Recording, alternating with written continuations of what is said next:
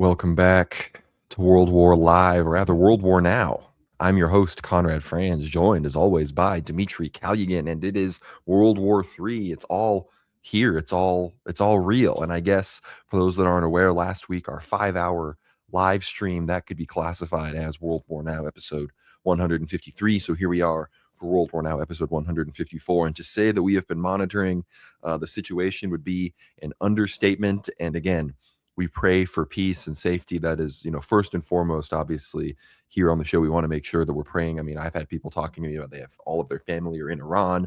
I have people telling me all about their family in other parts of the Middle East, all over the place. So this is very serious.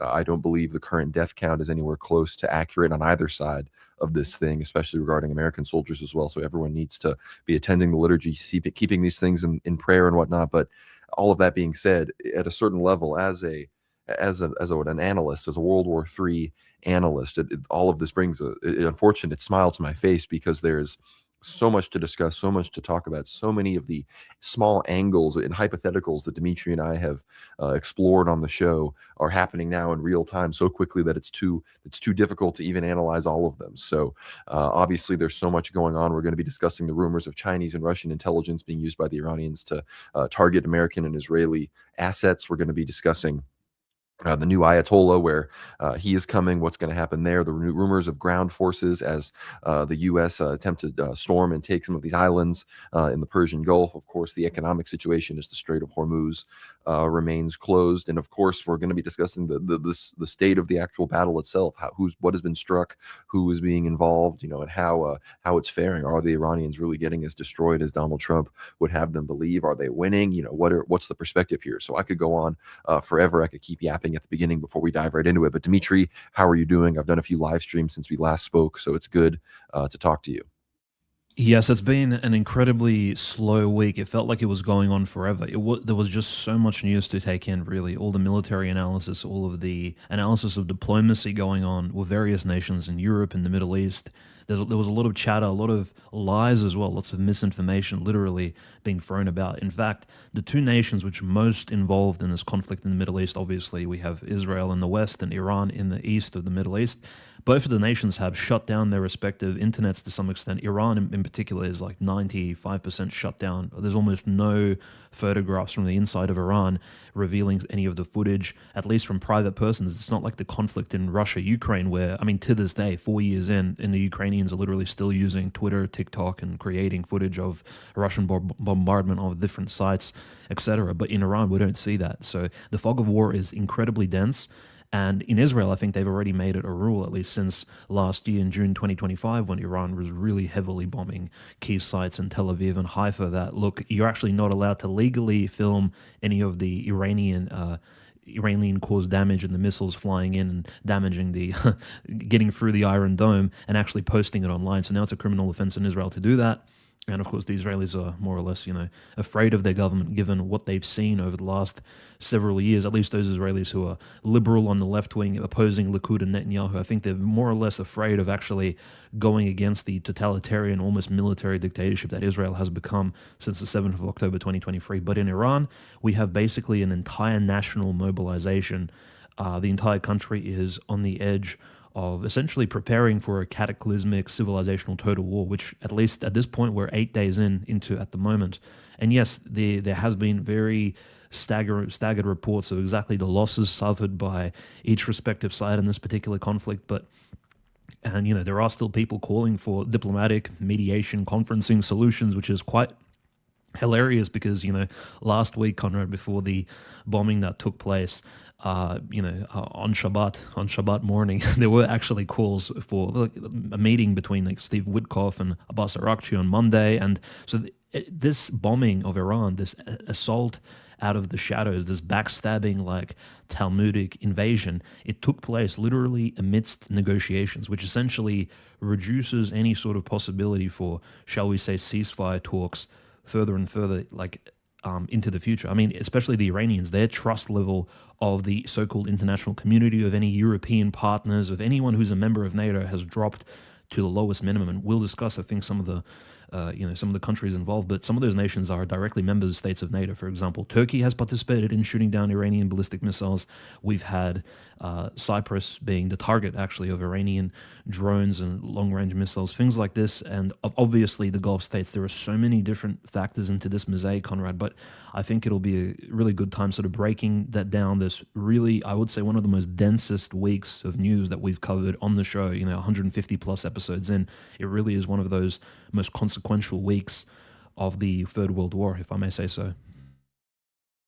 No, you were completely correct. Again, even completely normie commentators are referring to what's going on now as the early stages of the Third World War. But even think about it objectively, we have everything going on in dozens of countries at this point across the Middle East, with Iran striking Kuwait, Bahrain, Cyprus, the UAE, Saudi Arabia, Jordan, Israel itself, Azerbaijan, all of these places, while there's fighting, of course, going on in Russia, Ukraine. The rumors of this 10-day ceasefire, we're definitely going to be discussing that as well, Dmitry, wondering what was going on there.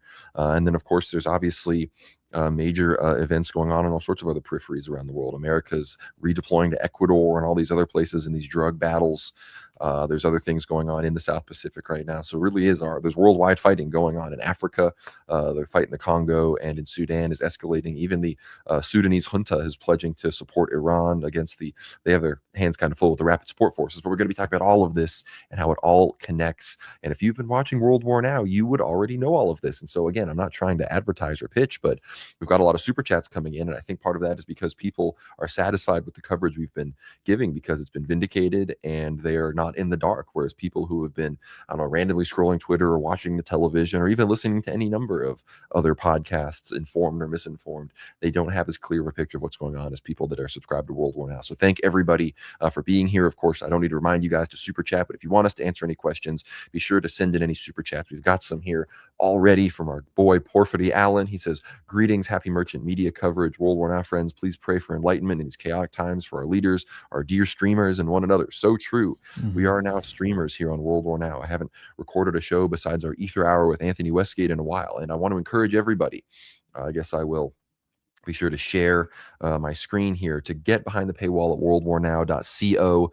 You get access not only to, you won't get immediate access to the stream, because of course you can watch the stream on Substack, as you can see right there. If you click that live tab, you will see our beautiful faces on Substack, just as you see them on YouTube or X or anywhere else. But of course you get access to all of our Ether Hour content, including our recent Ether Hour with Anthony Westgate himself, fantastic returning guest and friend of the show. We get deep on the Epstein files, and we even discuss Epstein's connection with Iran and World War III. So still a timely episode digging into the unfortunate occult realities and the deeper lore within the Epstein stuff that Anthony has been doing research on. And of course, the Iranians have been aptly referring to their enemies in the war, the American-Israeli axis, as the Epstein class. So Epstein is only becoming more and more of a perennial massive figure, unfortunately, in 21st century history of Western civilization, or whatever this current global situation of civilization we are currently existing in is called. So I want to encourage everybody, worldwarnow.co. If you want to support us beyond just getting behind the paywall there, of course, get on the Buy Me a Coffee. If you go to buymeacoffee.com/World War Now, you can donate there directly, but keep it in, the super chats for now so we can answer your questions. We have $5 from Paisios. He says, Dmitry on the live. We love that. Dmitry, can you start a gaming live stream channel, please? Well, look, maybe we'll have a go at GeoGuessr today and actually see how good I am at gaming, but eventually, yeah, no doubt.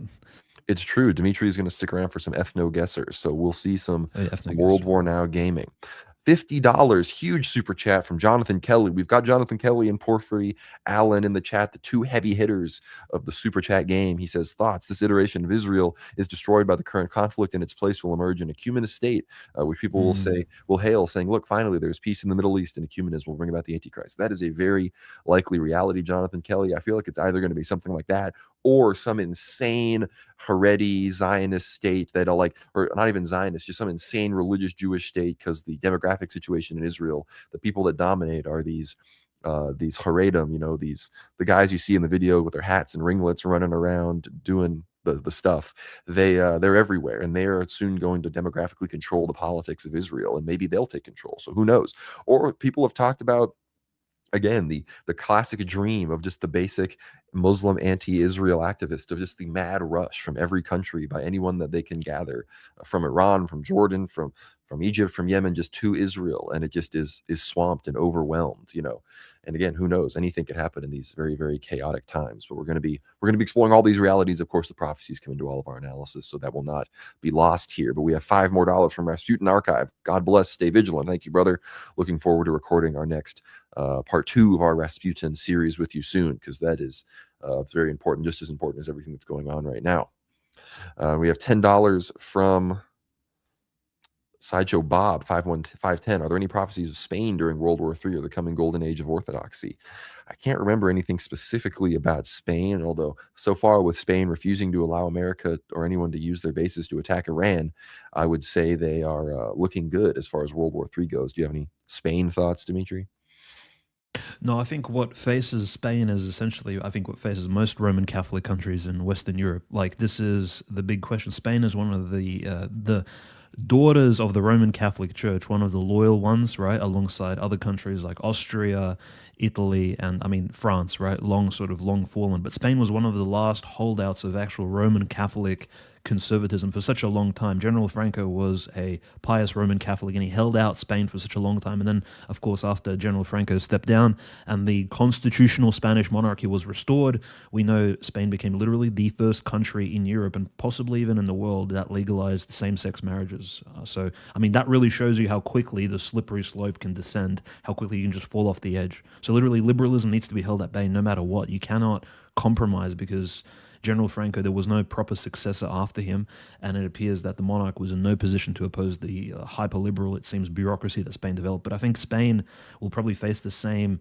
fate as many other Roman Catholic countries. They will either need to, again, it's maybe if the papacy returns to some sort of holistic conservative Christianity as a whole, or Spain will need to, again, Spain has that potential through its monarchy, through its tradition. There are a lot of traditional Spanish conservatives. Spain is one of those. Also, just like France has right-wing movements, Spain has, let's just say, call it what it is. They have more or less neo-fascist movements existing in Spain. So it could be one of those nations that will turn hyper right-wing when things are tipped over the edge. And the anti-Islamic sentiment in Spain is also quite heavy, almost like you'd see in Serbia and in the Balkans, for example. Now, that can be utilized, obviously, to assist countries like Israel and the Philo-Semitic movement, because you just claim, but Islam is the number one issue. But I think Spain could be tipped in the right direction, possibly after a dissolution of NATO, after, of course, the Great Invasion has already been announced as a major issue in Europe.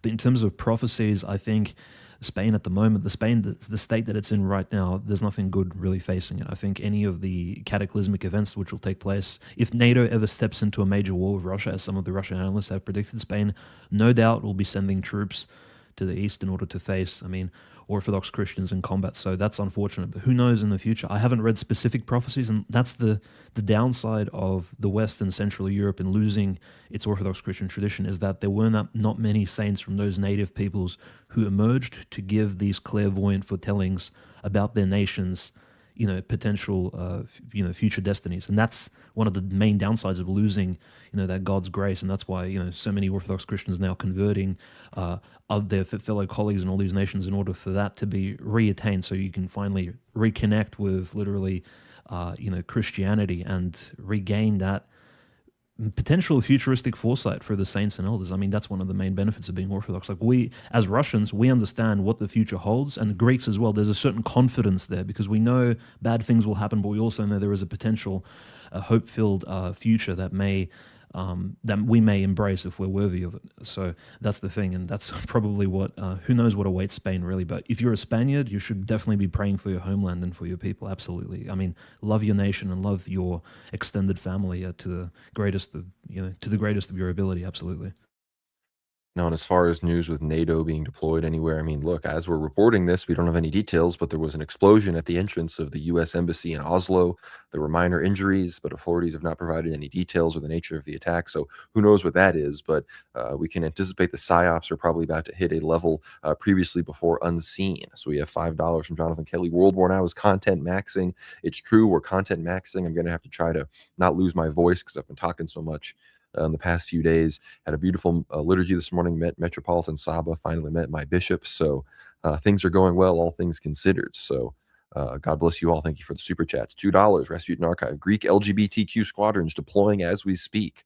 It's true. I've even heard rumors that nobody in the Greek military that's on that even actually knows how to operate that fancy new ship, and it's all just for show. So we're going to be discussing all of these deployments, all these military deployments. We have so many super chats. I'm going to have to get through them here so that we can get on to the news. We have $2 from King Juan Carlos I. Sold out Spain to the liberals. So true, man. So true. $10 from Adam Michael 712. Who do you think will try to carve up Iranian territory first, the Kurds or the Azeris? Are we seeing the decline or resurgence of the Shia? Well, of course, the Israelis, Netanyahu randomly said that he doesn't support the balkanization of Iran, whereas Trump, even more recently than that, said that he thinks the map of Iran is going to look very different. So who knows? It seems that, I mean, I don't see how you overthrow the regime in an effective way, I mean, troops on the ground, these sorts of things, without carving Iran up. But I would wager, based on the prophecies, that the Kurds are going to be involved in some capacity, but the Azeris are probably more capable right now, considering they actually have their own state, whereas the Kurds are sort of tied down dealing with the Turks, who will never let them do anything in Turkey, the Damascus government, which has been pushing against them in Syria, of course, the Iraqi government, which is largely, Iraq is largely Shia, and they have all these mobilization forces that have been, Erbil has been one of the most struck cities in the midst of all of this war so far. So the Kurds are facing a pretty tough situation, whereas the Azeris, they faced like one drone strike so far, and they're facing calls from Israel to already get involved. So I think it's a toss-up either way. I think they are probably both the most likely to be involved. And of course, Pezeshkian is of Azeri Kurdish descent in many ways. So you gotta keep all of that in mind as all of this is going on. But I guess with all of that in mind, Dmitry, what's your operational report right now? What's the situation on both sides? What have been some of the most significant strikes? Of course, as of right now, Ali Larijani is leading the three-person, I believe, Supreme Operational Council of Iran. I'm forgetting the two other people that are currently on it. We've gotten reports that there may or may not have been an election of a supreme leader. We've heard that Ayatollah Khamenei, who of course is dead, may his rest in peace. We'll be praying for him. But I believe that his son, the other Ayatollah, he is Mojtaba Khamenei, has been injured in a strike, but is apparently still alive. Trump said he was an unacceptable choice for supreme leader, and that Trump himself has to be involved in choosing the supreme leader. While at the same time, of course, we'll get into this next, the reports of American casualties, they're claiming, I think, only 6 or so, and the Iranians have released reports showing dozens of pictures of troops that they claim to have identified or captured that have been killed. So there's an insane amount of fog of war right now. There are claims that I never saw the Americans necessarily refute, that there were Delta Force or Special Forces operatives that were dropped near an Iranian nuclear facility that were ambushed and captured, a lot of them killed and captured by the Iranian forces. So again, who knows what we're getting in, what we're getting out. America is going to be a lot like Israel as far as military censorship is concerned, except it's going to be even easier to cover up because we are thousands and thousands of miles away from the field of conflict. So, Dmitry, what's going on in the Persian Gulf? How is Iran handling the strikes? Who is in charge of the Iranian military right now? And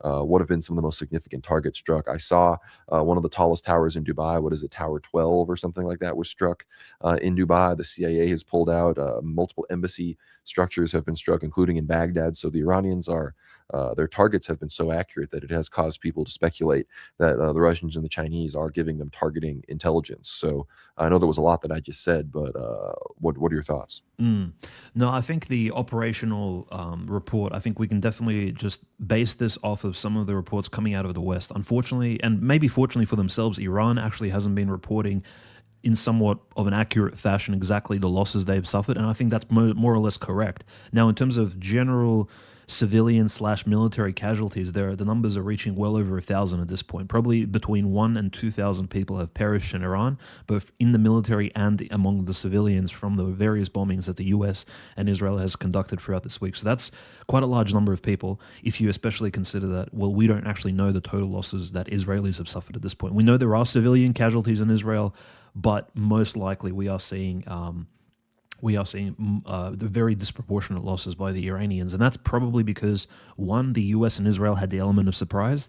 They did not announce a special combat operation prior to striking. They essentially struck in the morning after the morning prayers and when the Iranians were least expecting it. And in my in my estimation, most likely they did utilize some sort of internal jamming systems in order to get past the Iranian integrated air defense system, so the IAS, which is very key. I think if you recall, during the Persian Gulf War and during the Iraq 2003 invasion, what was the main goal of the American Air Force and the American long-range bombardments was to shut down the air defense system. And Baghdad had a really clever setup where they had radar stationed all over Iraq. They had air defense system launchers, and then they had a bunker which was underground in Baghdad, heavily reinforced, which, if you imagine the integrated air defense system is like a spider web, and then they was all controlled in a central node inside of Baghdad. And it took Americans quite a while in 1991 to take care of that bunker and to actually take it out. And the same thing in 2003 when it was reinforced. But in Iran, we actually don't know where the location of that bunker is, or if there are several bunkers across the country is actually coordinating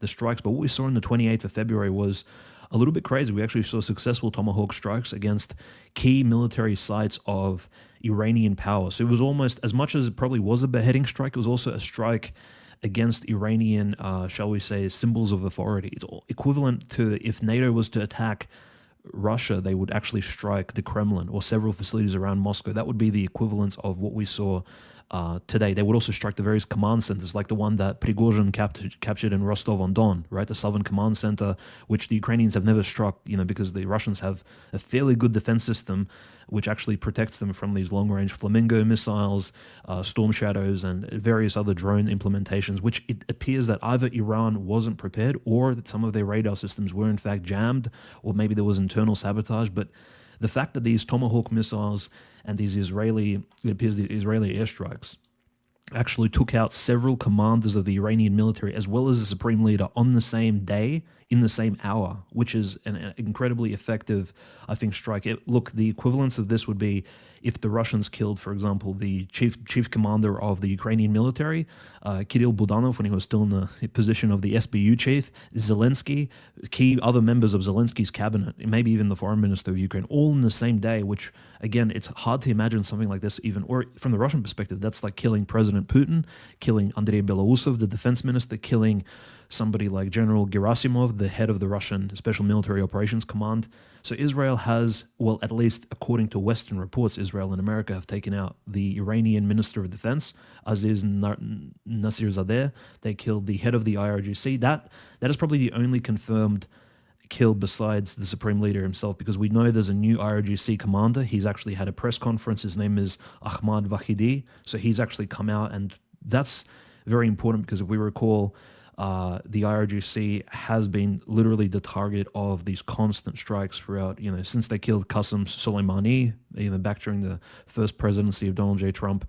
And striking at the IRGC, the Americans, I think, have this perspective that if they weaken the IRGC, the entire Iranian, so to speak, whatever they call it, the Shia totalitarian state will fall apart at the seams. But it doesn't appear to be as effective. I mean, look, there are many other members, the general staff of the IRGC is very well positioned to replace these commanders with new generals. So typically, the general, just like in the Russian Federation, losing somebody like Surovikin being replaced by Gerasimov wasn't really a big deal. The operation continued on. And so Israel killing, the senior intelligence minister as well, apparently Basseri was also killed. There was an entire list of operational commanders of the Iranian military and intelligence who were taken out. So we can't say at the moment that the loss of life is in any way equal. Absolutely, the Iranians are on the back foot in terms of actually losing personnel, as well as there are claims like, why didn't the Iranian air defense system actually defend Khamenei in his house, wherever he was in Tehran, for example, the capital city? That's like the Ukrainians striking at the house of Vladimir Putin, or someone like Dmitry Medvedev, who lives in a Rublyovka, in the northwestern sector of Moscow. Like, there are air defense systems set up all around the capital. Why didn't the Tehran defense systems actually activate and properly shoot down these missiles? These are big questions which the Iranians are not answering for us, and I guess the Western powers in Israel are not answering either, because most likely they did use some sort of radar jamming technologies. Now, there's been lots of bombing throughout the week, and the list, actually, CENTCOM released a list of targets that they've actually been hitting, and the list goes as the list is here. They said, we've targeted command and control centers of Iran, we've targeted the IRGC joint headquarters, the aerospace IRGC headquarters, integrated air defense systems across the whole country, ballistic missile sites, which I think is probably the most key thing, which we'll talk about in a bit. Iranian Navy ships, Iranian Navy submarines, military communication capability centers. So this CENTCOM has been somewhat, at least giving us some sort of image of transparency. Like, look, we'll give you a list of the targets we've actually hit throughout the last week, and we'll also provide you, a list of the equipment we've used. And apparently, and now this claim hasn't been actually, we have no evidence of this claim besides the American military providing it to us, but apparently B-1 bombers were used. B-2 stealth bombers were already used, allegedly, according to CENTCOM. So this is the American government claiming they used stealth bombers over Iran already. We do know that MQ-9 Reaper drones, those taxpayer-heavy $35 million big drones that the Obama administration was using to assassinate people all across the Middle East for close to a decade during his double presidency. Several MQ-9 Reaper drones were shot over Iran. So they've actually probably sent those Reaper drones to fly all across Iranian territory, picking out targets, most likely scouting out key assassination targets, and the Iranians have been shooting them down. So I think the current American claim is that they're trying to secure air superiority over Iran, the entire land, and we have no evidence that that's been actually successful at this point. The Iranians, at least on paper, and this is the most bizarre news I think from the week, Conrad, is the Kuwaiti air defense system shooting down 3 American planes, which was completely insane, on the 2nd of March. And that was the claim. Apparently, Kuwait accidentally used its air defense systems to shoot down American planes because, well, I think one of the running theories is, well, it wasn't actually Kuwait who shot them down, but it was Iran. And it would be quite shameful for the Americans to lose 3 warplanes, albeit these are, F-15, so these are 1980s American planes, but that makes no real difference because these are exactly the equivalent planes that Israel still uses, Iran uses, Russia uses, planes from the same era. Like a plane made in the 1980s is not exactly obsolete in terms of its technology. So, and definitely it's been confirmed that at least one F-15 Strike Eagle was shot down by the Iranians, so themselves. Now, a lot of Israeli Heron and Hermes drones have been shot down all over Iran. Apparently, they've flown as far as Isfahan, which is the old Iranian capital south of Tehran. So the Israelis have actually been flying these long-range drones into Iranian territory, most likely dodging these air defense systems, and the Iranians have been shooting them down over their own land. So this shows you how chaotic the landscape is at the moment. Now, what we, I think, haven't really seen so far, and most likely it's a strategic approach of Iran, is both the bombing of the Gulf states and Israel has been very incremental, almost as if they're trying to wither down and slow down the defense interceptors, the THAAD, the Patriot missile launchers, which the U.S. and the U.S. has been providing Israel and the Gulf states ever since the June 2025 conflict, because we all knew, we knew here on the show, we've been analyzing it, that the Gulf states would become an ally. And we've said this, I believe, since the election of Donald J. Trump. We said, look, it'll be a 3-way war against Iran. It'll be the Gulf states, it'll be Israel, and it'll be the U.S.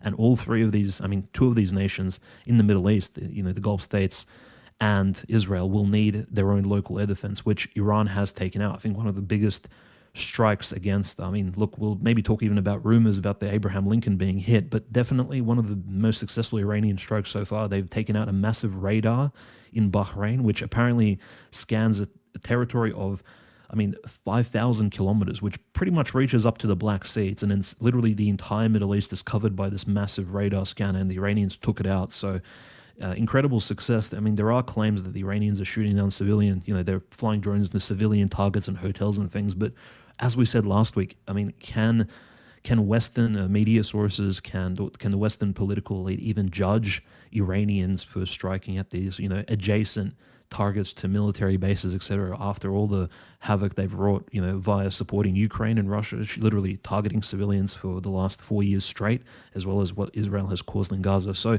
we really can't say that the Iranians are acting out of pocket or acting sort of in an arrogant fashion in this case. I think the Iranians, if anything, have been restrained in their approach. And just the last thing I wanted to mention, Conrad, the ballistic missile sites. Everyone has been talking about these underground Iranian ballistic missile cities. The ballistic missiles are not anti-air, so they are strictly offensive. That's the other interesting thing. So if Iran loses its integrated air defense system, their only good defense will be a powerful offense, and they will be their only solution in actually promulgating this long-term war, if it extends, is to shoot as many ballistic missiles as enemies as possible to stop them from striking Iran. So, in fact, if we do see the Iranian air defense system completely shut down. So all the Iranian radar stations, all of the launchers, which are unfortunately the air defense system launchers have to be above ground. They cannot be on the ground. That's the downside. So they, in fact, can be taken out if the US and the Israel really push towards it.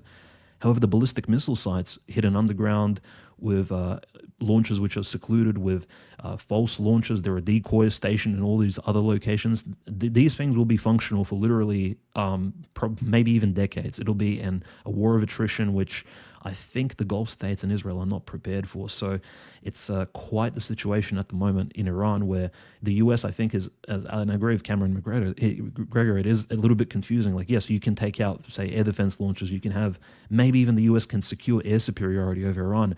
But what will you do? Will you continue flying over this territory, putting yourself at risk, and trying to search for these needles in a haystack all across this giant territory, larger than Texas, larger than like central United States, looking for ballistic missiles, which will continue to launch, continue to shoot at your allies, your military bases, and most likely will increase the casualties. At the moment, the U.S. casualties are, of course, officially at 6 U.S. personnel killed, but most likely the real numbers will increase in the incoming days if the U.S. doesn't de-escalate the conflict, in my opinion. No, what you everything you said is completely accurate, and you talked about the air superiority issue, and again, we have to take into account everything the US said at the beginning, four-day war, immediate air superiority achieved, they're already begging for negotiations. None of that was true. Of course, right now, there's still no air superiority.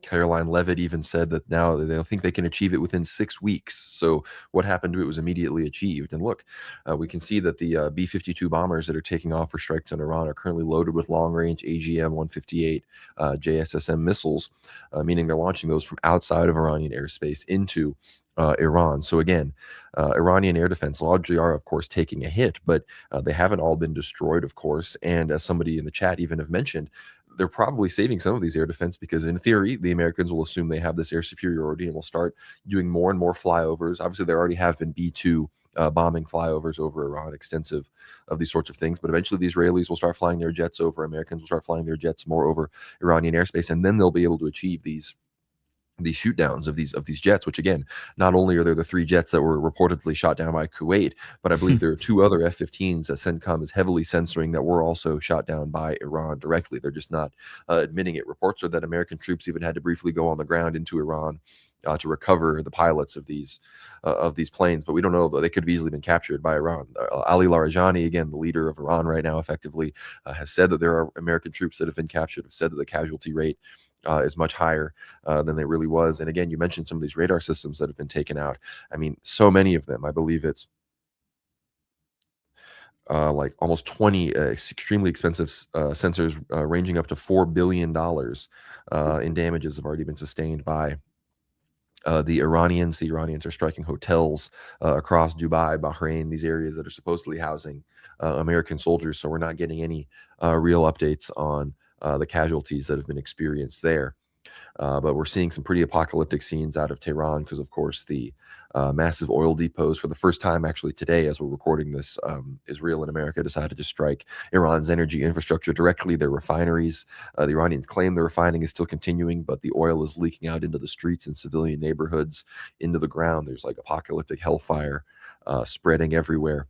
So again, we are the level of we need a team of 10 people to be analyzing World War III. I wish we could have a 24/7 live World War Now analysis feed. Maybe with your donations, that's something that we can do. But if you want to get the other perspectives, of course, I've had 2 streams already this week with Cameron McGregor and Eschaton Vigil. So if you go to worldwarnow.co and you check this out, you can click right here, watch my recent stream with Cameron. We talk all about the economy, how the war is going. And you watch my stream here with Eschaton Vigil, almost 3 hours discussing the prophecies and a lot of the really explicit things that the saints have said are coming down the pipe here that we're going to be experiencing. So again, it's not a game. We're really in the middle of this thing. And I know a lot of people, we're all about nothing ever happens, and people were like, oh, you want all of this to happen. It's like, it's not that I want it to happen, it just is. Like, it's just gonna happen. You know what I mean? So it's not really worth our time debating what we do or don't want to happen. What's important is preparing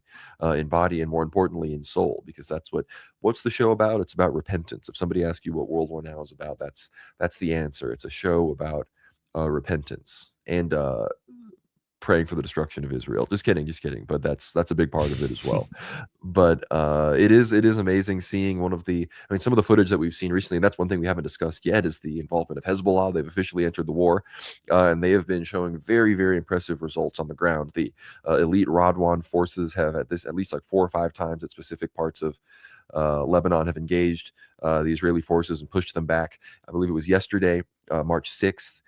They engaged Israeli forces who apparently had attempted to land in from Syria. The reports are that the Syrian government allowed the Israelis to enter Lebanon from Syrian territory into the Bekaa Valley, and that Hezbollah killed dozens of Israelis, took IDF soldiers captive, even potentially shot down an Israeli Apache helicopter. These are some of the reports, again, under strict military censorship. So that is one of the major developments. What we saw today was Hezbollah's biggest strike. They launched 40 missiles at once into Israel. So everybody, I remember I posted my picture in the Orthodox Hezbollah shirt. They're like, Hezbollah doesn't even exist anymore. They've been destroyed. Well, they just launched 40 missiles at Israel, and I think at least half of them touched down because Israel's air defenses and their capabilities have been so destroyed. America, I believe Iran has destroyed 4+ THAAD batteries, even more Patriot batteries. So again, UAE, Qatar, Israel, these places are going to have to be very selective with their missiles. And with over 50% of Iran's ballistic missiles and hundreds of thousands of drones that they still have at their capability, this is about to become an extremely serious issue, to the point where Israel might have to start imposing an internet blackout at the level of Iran. But look, we get almost all the videos of the Iranian strike. So the Iranian, it's not, that's one of the interesting things about this is in many ways the Iranians have an information advantage as well, because everyone sees the enormous Iranian strikes that are going on. And it just causes the Iranian people to take to the streets and call for a harder vengeance against America and Israel. Meanwhile, every strike that gets out from Israel and on these American bases that they try to censor is greeted by cheers of people around the world, and it really and it only, I'm sure, serves to encourage the people and the Iranian soldiers on the ground that are fighting this. So this is only going to escalate even further. And like you mentioned, Dmitry, the USS George Bush is on its way to the region, and there's a lot of speculation as to why that is happening. Of course, Keir Starmer only finally decided he wanted to send boats, and Trump made a whole post about how we don't need your boats. You wanted to join too late. We already are sending our guys over there. But of course, the Gerald Ford has moved from the Eastern Mediterranean into the Red Sea, potentially making it all the way over to the Persian Gulf. And again, some of the reasons they say this is happening, and I had this reported to me by someone who knows a Greek captain and a Greek general who have worked on NATO ships in the Greek military. They said to him that the USS Abraham Lincoln had direct missile and drone contact from the Iranians, and there was damage to the bridge, and it was forced to pull out of the combat zone. And that's why the Ford is heading that way, and the George Bush is heading in to supplement it. So again, we've got 3 carriers on the way, huge amount of other naval deployments. And again, the Iranians continue to hit ships as the Strait of Hormuz is blocked. So it's a full-on war here. This is, the 6 soldiers supposedly killed in Kuwait have been returned home, and Trump was there with the families. So, it's a full-on Iraq 2.0. It's going to be bigger than that, though, because when in the Iraq war was Iraq shooting these missiles at this many countries around the region, and potentially even hitting Cyprus and these sorts of things. So this is on completely uncharted territory that we are experiencing right now. As I'm recording this, huge fire burning at the Social Security building in Kuwait City, huge Iranian drone attacks, so more and more skyscrapers burning across the Gulf region. It's a beautiful thing, the Dubai Tower and all these things being struck, these Ijaz degenerate states that serve for no other reason than to facilitate the coprophilic fantasies of these disgusting sheikhs and the things they do with these poor Eastern European women. So I pray that Iran destroys all of these disgusting, as George McMillan talks about on our show, Dubai is the center of Jewish finance in the Islamic world. And as someone who loves Japan, I've been to the top of the Tokyo Sky Tree. Let's just say that if the Tokyo Sky Tree in the next few weeks became the new tallest building in the world, as it is now the second tallest building in the world, I would be fine with it. Let's put it that way. But Dmitry, I'd love to hear your thoughts on what's going on with the potential for ground troops being involved from America, because of course the Kurds, they seem to have balked at their opportunity. Maybe this is a play to get people to forget about it, and they're going to come in a surprise attack. But we saw the Balochi tribes on the Pakistani border pledging allegiance to Iran. Azerbaijan has mobilized its army to the border, but I'm sure they're reticent to get involved because, Turkey is very reticent to get involved. So it's between Israel telling them to do it and Turkey probably telling them to not do it. I'm sure Aliyev is sweating on the decision that he needs to make. But the Kurds, they're looking at all of this. They're wondering what they have to do. All the major Kurdish organizations have rejected any fake news that they are starting any kind of offensive. And now Trump, despite openly calling for it mere days ago, is now saying he never wanted the Kurds to be involved. So the sheer doublespeak and lies from this orange potato drumpf man, I'm going full resistance now, is just ridiculous. So I mean, Trump is completely falling apart. MAGA is over. If you want Vance to succeed him, that's totally done for. Everyone knows Vance has been shilling for this war more than anybody. We're getting reports that Lindsey Graham was being coached, or rather was coaching Netanyahu for weeks before the war on how to convince Trump to do all of this. But again, who knows if all of that is true? Again, I believe this war was planned for weeks and months and years in advance, at least from the Israeli side. So that is what we are seeing unfold right now. But as Cameron McGregor said, the United States military fundamentally, their understanding of their own power causes them to go in with tactics and no overarching strategy. Because look, Trump has gone from saying the goal is regime change, the goal is balkanization of Iran. He needs to be involved in picking a new leader. A new leader will randomly emerge. All sorts of other random nonsense. He's gone back and forth on Reza Pahlavi, all these other characters. So there is no strategy. The Israelis obviously are looking for maximum chaos and are going to lead people on towards a political solution and then strike back again. So again, keep up with the World War Now Telegram. We're going to be posting everything.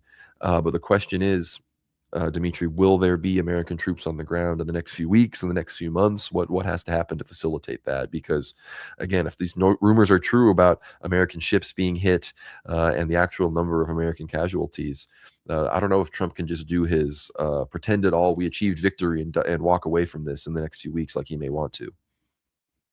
Yeah, I think the rumors about US boots on the ground, so some people are misinterpreting it and they're almost posting these maps, these topological maps of Iran, which show the huge mountain ranges, which again, if you were going to attack a city like Isfahan or Tehran, you'd need to cross. And obviously these territories are just as difficult to invade as Afghanistan was back in the day, except much more dangerous because not only is the army of Iran huge, but they also have the IRGC Guard, which is numbered anywhere between 200,000 to 350,000. And to describe the IRGC, Revolutionary Corps, it's almost like, and look, forgive the analogy, but I think for some people it should be appropriate. It is probably like the SS of Iran, right? So it's not necessarily the same thing as the military, but they do act side by side, and they are the most ideologically, religiously motivated. So just like the SS were the most motivated in terms of securing the future of the Third Reich and acting on, say, occupied territories or defending the country until literally the last soldier. And the SS, of course, numbered in much larger numbers. SS was, I think,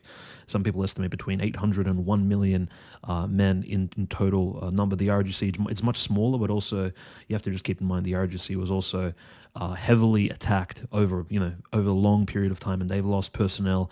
They've actually been obviously fighting a proxy war against Israel, you can say, for almost the last 2 decades in places like Iraq, Syria, etc. And the RGC, look, for all intents and purposes, has been allied with the Russian Federation in Syria for such a long time, fighting against ISIS. So they are battle-hardened. The RGC are not just like these ideological zealots. They actually have military experience. So facing them on the ground, for example, and we'll talk about the potential U.S. force, this 82nd Airborne Brigade out of Fort Bragg, which is 57,000 American elite commandos. So these are equivalent to the Russian Blue Berets, the VDV, St. Prophet Elijah troops, which of course jumped from the Russian planes and were dropped off at Gostomel Airport at the beginning of the special military operation. So those elite Russian airborne paratroopers, right? That's essentially who America may be sending in. And you know why? Because the airborne troopers, essentially, it's been reported that they've canceled all of their training abruptly in America, and now they may be sending over those airborne troopers now to do what exactly? To take Tehran? Isfahan? Most likely not. I think the number one target for the United States and the so-called Allied coalition at this point, which is what this conflict is essentially, what the army, I mean, the US at the moment is building essentially a coalition. We'll talk about exactly how France, Greece, Cyprus, and all these other nations are becoming involved, but it does appear the main target will be this, obviously the island of Keshum, as well as the Bandar Abbas city, which is located on the Iranian side of the Straits of Hormuz, because this is like the number one key area, and that's probably, as we said last week, the main trump card, no pun intended, that the Iranians have is to block off and essentially starve countries like Qatar and the United Arab Emirates out, like empty them of food, block global trade. At this moment, global freight trade around the world has been decreased by at least 17%, possibly even more, just over the last week. As we know, petrol, gas prices in Europe and all over the world have risen. The price of crude oil has also gone up. Many people are saying that President Putin is smiling at the moment because obviously there's a lot of this helps him bypass sanctions. In fact, the U.S. has actually allowed India to purchase Russian crude oil for the first time in like a long time officially. So that's a huge power move in some ways. So these are these unintended consequences. There are more or less reports that apparently Russian and Chinese ships are being allowed to pass through the Straits of Hormuz. But the greatest danger for the U.S. troops will be, yes, they'll be dropped off potentially on the island of Keshem around the Straits of Hormuz. They'll take Bandar Abbas after, I think in the next 9 to 10 days, we'll see a huge bombing campaign of all of those coastal areas held by Iran. They're going to at least flatten out the land, make sure it's not a Normandy invasion situation. That there won't be, for example, Americans put in harm's way immediately. But the Straits of Hormuz is the number one drop-off zone of any American troops that we may see in the near future. I think the Bushehr province and the nuclear reactors, they probably aren't as important of a target, but that may be a secondary site.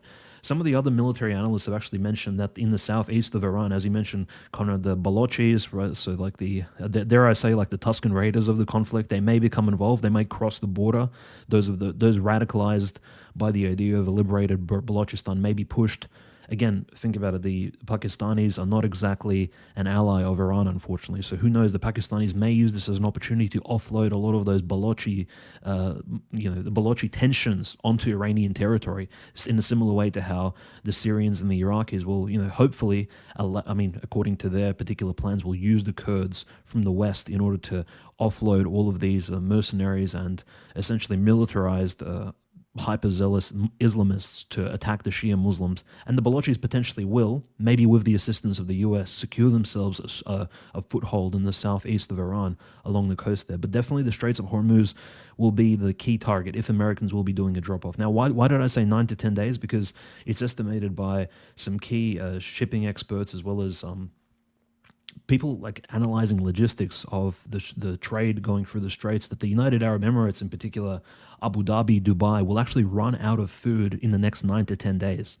So there is a huge rush for supermarkets. You'd think some of the richest cities in the Middle East are actually not prepared at all. There are no preppers in Dubai at all. The people do not have cans of tuna. They do not have bags of rice stashed. These people have been living off of their huge incomes and living excessively, but they have not prepared for this cataclysmic apocalyptic scenario. So the United Arab Emirates may, in fact, there may be a humanitarian crisis ongoing in that particular country in the next week, and if not 2 weeks, if the Straits of Hormuz remain to be closed by the Iranian, especially the IRGC segments of the Navy. Now, this is why the U.S. most likely is bringing in that Gerald R. Ford and I think it was a Chinese satellite that spotted it going through the Suez Canal into the Red Sea. Initially, my idea, Conrad, was that the Gerald R. Ford most likely be utilized against Hezbollah or against the Houthis in Yemen, but the Houthis have actually remained suspiciously silent for quite a while now. They haven't actually engaged yet. So we haven't seen like a Gulf of Aden, Red Sea front on this particular like isolated conflict in World War III open up yet. And that's, I think, because the Houthis, if you remember, they only got involved in this greater Middle Eastern war after the 7th of October when the Israelis began to genocide the Palestinians. So if Israel escalates things in Gaza, most likely we'll see the Houthis step in and we'll see literally the Suez Canal become a no-go zone for freight as well. And then that's when the world will certainly be on that edge of going into like a massive recession, irrespective of what China, India, and the US does. Even if they all collaborate and cooperate, there will be not only like a huge spike in oil and gas prices, but most likely a huge humanitarian crisis all around the world. But in general, that's where the 82nd Airborne Brigade may be launched. I mean, Bandar Abbas, the island of Hormuz itself, the island of Keshem, and in Keshem in particular, the U.S. has been bombing infrastructure there. For example, Dr. Pezeshkian actually reported, and Abbas Arakchi, I think, released a statement on it, that the U.S. have destroyed a desalination plant for fresh water. So the island of Keshem doesn't have, maybe in a similar way to how the Crimean Peninsula doesn't actually have a lot of fresh water sources, so they needed to actually turn the salt water from the sea into fresh water, and the U.S. for some reason has destroyed a desalination plant. So the island of Keshem may experience a flood of refugees, so Iranians living on the island will maybe begin leaving it and actually going into the mainland in order just for humanitarian needs, because they'll run out of water and food and things like this. So maybe this is a depopulation, almost like a local genocide strategy by America and Israel in order to empty out the island of Keshem to then use it as a sort of bridgehead for the Americans to then be stationed in that south region of Iran. And as you mentioned, Conrad, there are these other two angles that the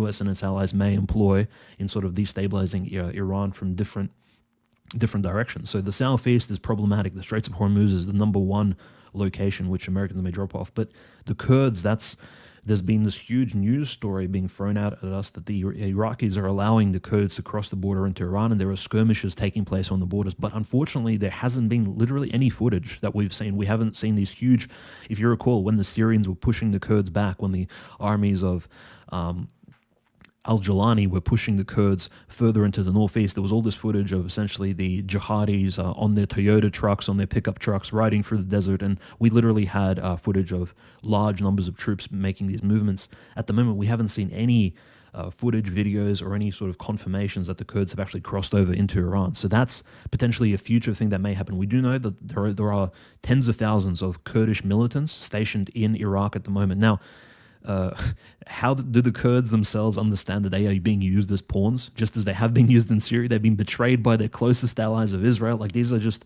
Sunni Muslim pawns being used against their Shia Muslim neighbors. They are, and again, they will be used as lambs sent to the slaughter. Nobody will be paying them compensation if they take a bullet to the leg. Nobody will be giving them any military pensions. There are no veteran awards for the Kurds. They have to just keep this in mind. They are being used as just front lines, being sent into the meat grinder, essentially. And that's quite unfortunate, but that is, we've seen these worldwide militaries use these sort of strategies before. And I think the greatest threat at the moment to Iran as well probably comes from Azerbaijan, which essentially the Azeris are ethnically very similar to the Iranians. The Iranians are, again, a mix of this ethnic Median, ancient Persian people, as well with, there's a heavy Turkic admixture in Iran at the moment. In fact, modern-day Iranians don't even really differentiate between themselves and the Turkic Iranians because these two people have lived really side by side. There is a huge ethnic synthesis in Iran, generally speaking. People are saying Iran is very ethnically diverse, but I think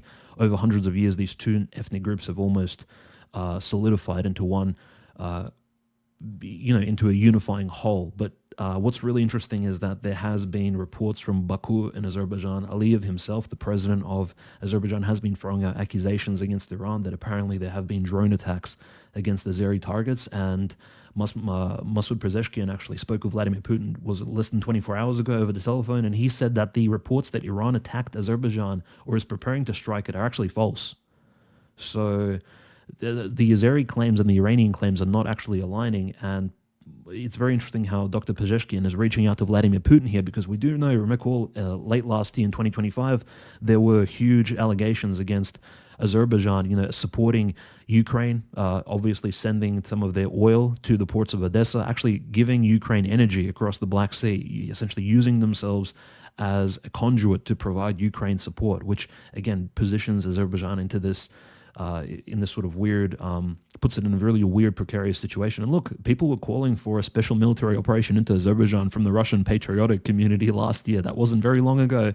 It was like between June 2025 and the beginning of this conflict here. So who knows, maybe if the Russians really want to support Iran, they will make sure the Azeris do not open up a second front, perhaps, and then, or perhaps the Russians may need to step in, because if you recall, historically, Azerbaijan, it is the borderland, it is the Ukraine of Iran and the Russian Empire. They have shared this territory, they have fought over it in the past. In fact, just the fact that Azerbaijan exists as an independent country is already an anomaly. In fact, it should be more or less either divided in half, or perhaps it needs to be a client state of one of these greater powers, because otherwise, look, it'll be utilized by Israel, it'll be utilized by the United States. These creating these buffer countries is already a risk, giving them the sort of sovereignty that Aliyev has obtained. And we know how philo-Semitic, look, the religious factor is interesting, because they are allegedly Shia Muslims, but here they are, their Ayatollah, their mullah, one of the key leaders of their religion, was just murdered and slain by the Americans and Israelis, and yet you do not see a religious uprising in Azerbaijan. So perhaps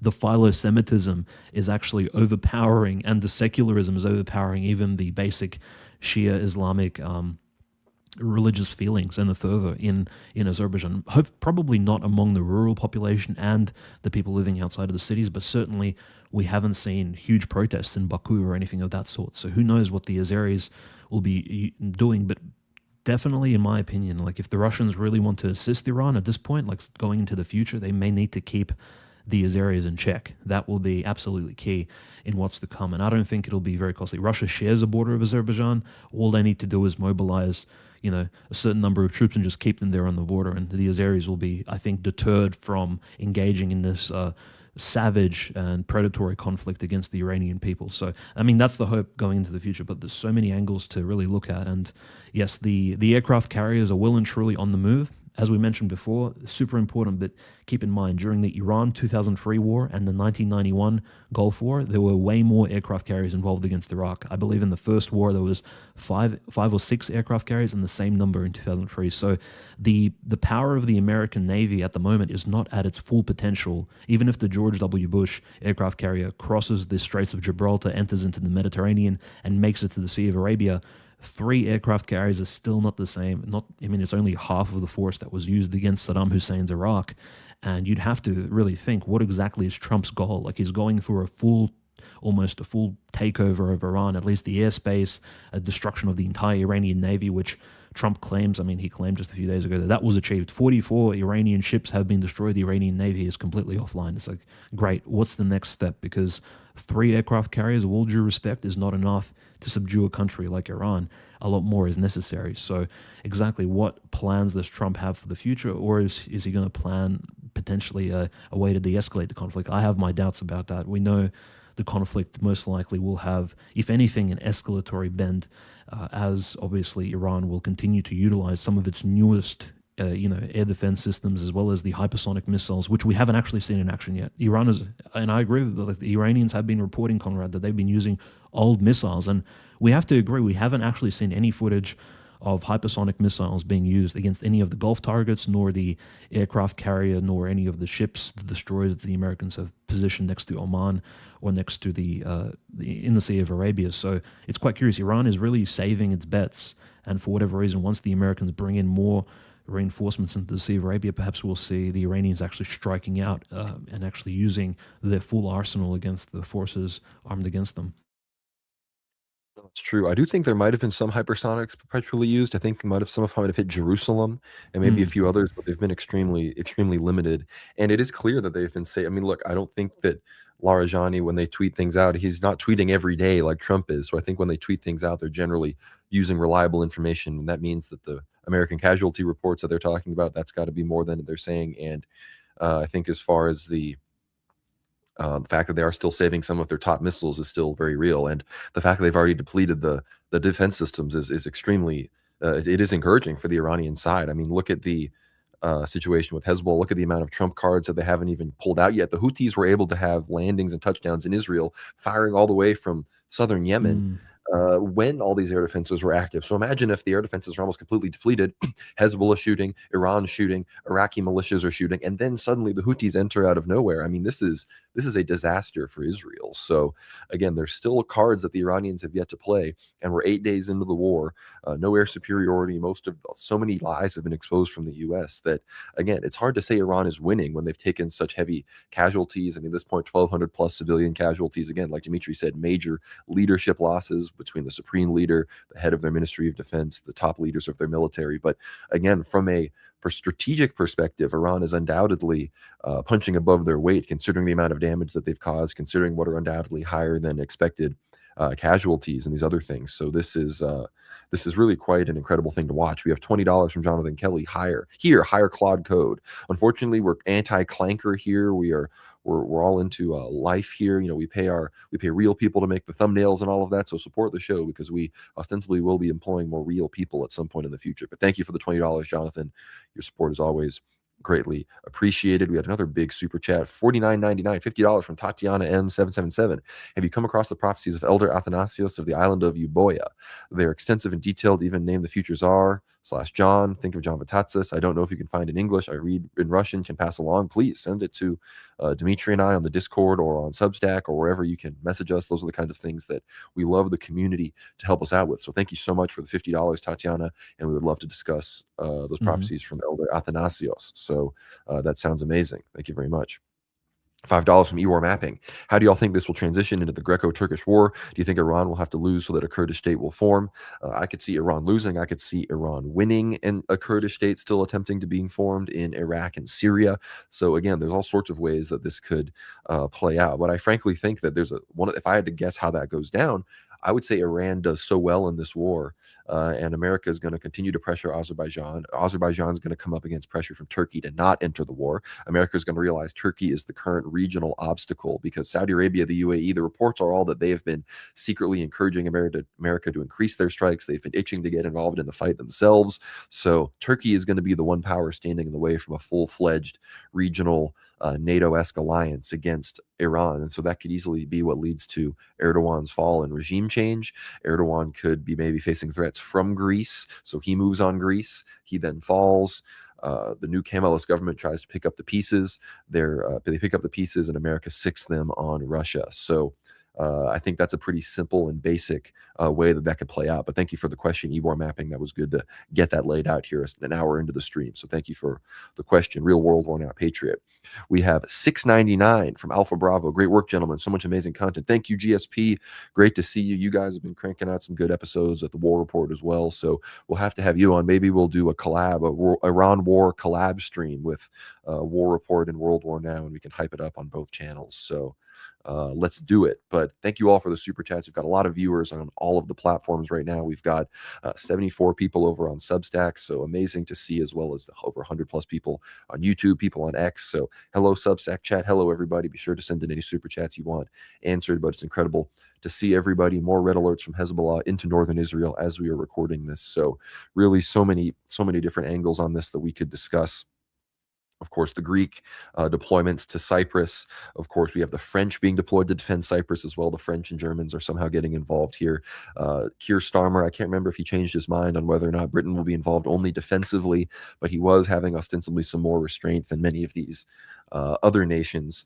But of course, listening to Alexander Mercouris on the Duran recently, his discussions of the potential Russian intelligence sharing, he seems convinced that there are that intelligence sharing, and he potentially seems convinced that there might even be more than just intelligence sharing. He didn't imply what he thinks that might be, but I don't think that's an unreasonable assumption. And if you consider that towards the escalation ladder that we've all discussed on the show, then it would make sense that it would be relevant. Of course, if you listen to my streams with Eschaton Vigil and others, you will have the Elder Joseph of Atopedi Prophecies, and he of course talks about the 7 stages of World War III, how it started in 2008 with the war between Russia and Georgia, how it was preceded by the financial crisis 2007-2008 with the Lehman Brothers and all of these other things.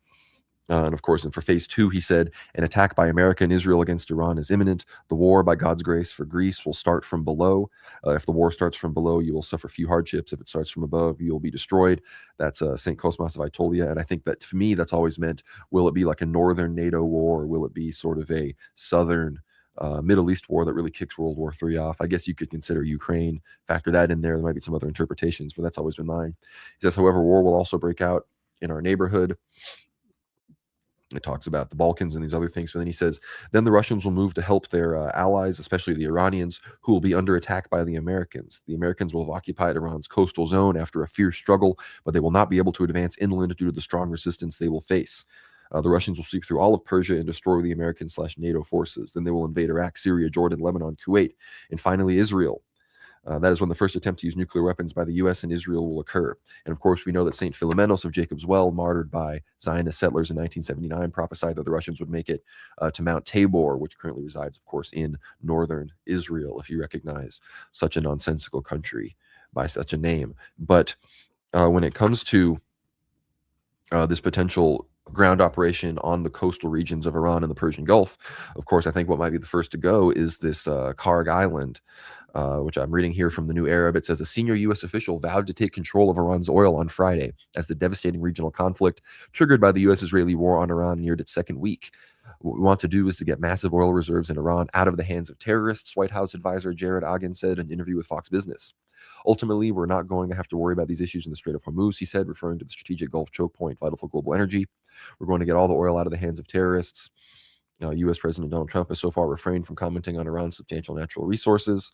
Agin's comments come amid discussions about a potential attempt by the U.S. military to seize control of Karg Island, which hosts Iran's largest oil export terminal.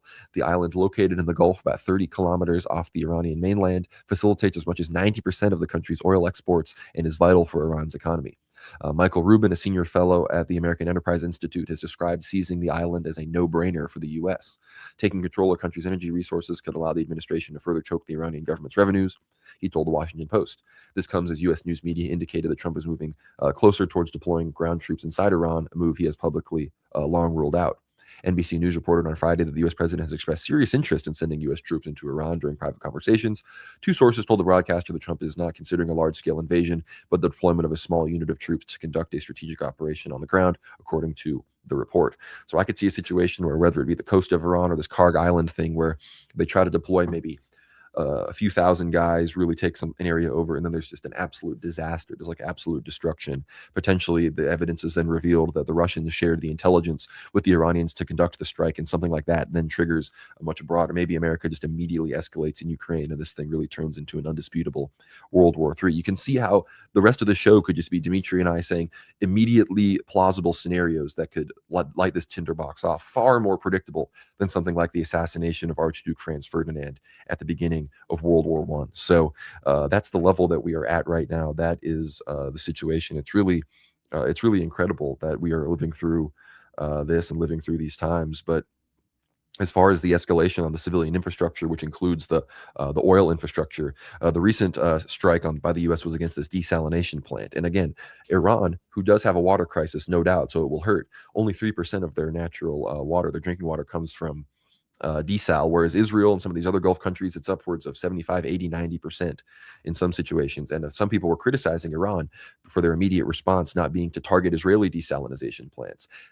Iran has targeted the Haifa port and refinery. Apparently, it's still burning, extremely devastating strikes. So it has been escalated. However, Iran did claim that it was actually Israel or some other power, not them, that struck Saudi Aramco. At this point, I'm assuming it was probably just zealous principalist elements within the IRGC that are acting on their own orders and decided to strike Saudi Aramco. That would be my assumption. But again, much like Azerbaijan, much like these other places, Cyprus, it could easily have been Israel.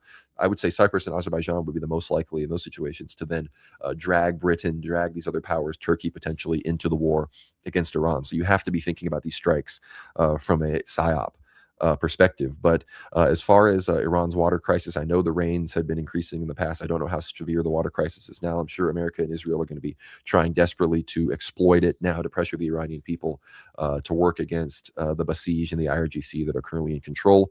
Again, I don't know the exact situation on the ground. Police headquarters are being targeted extensively, so they're trying obviously to facilitate a situation where law and order can break down and organized groups can get together and trade weapons and even politically maneuver in certain areas without threat of being persecuted by Iranian police, military police, these other things.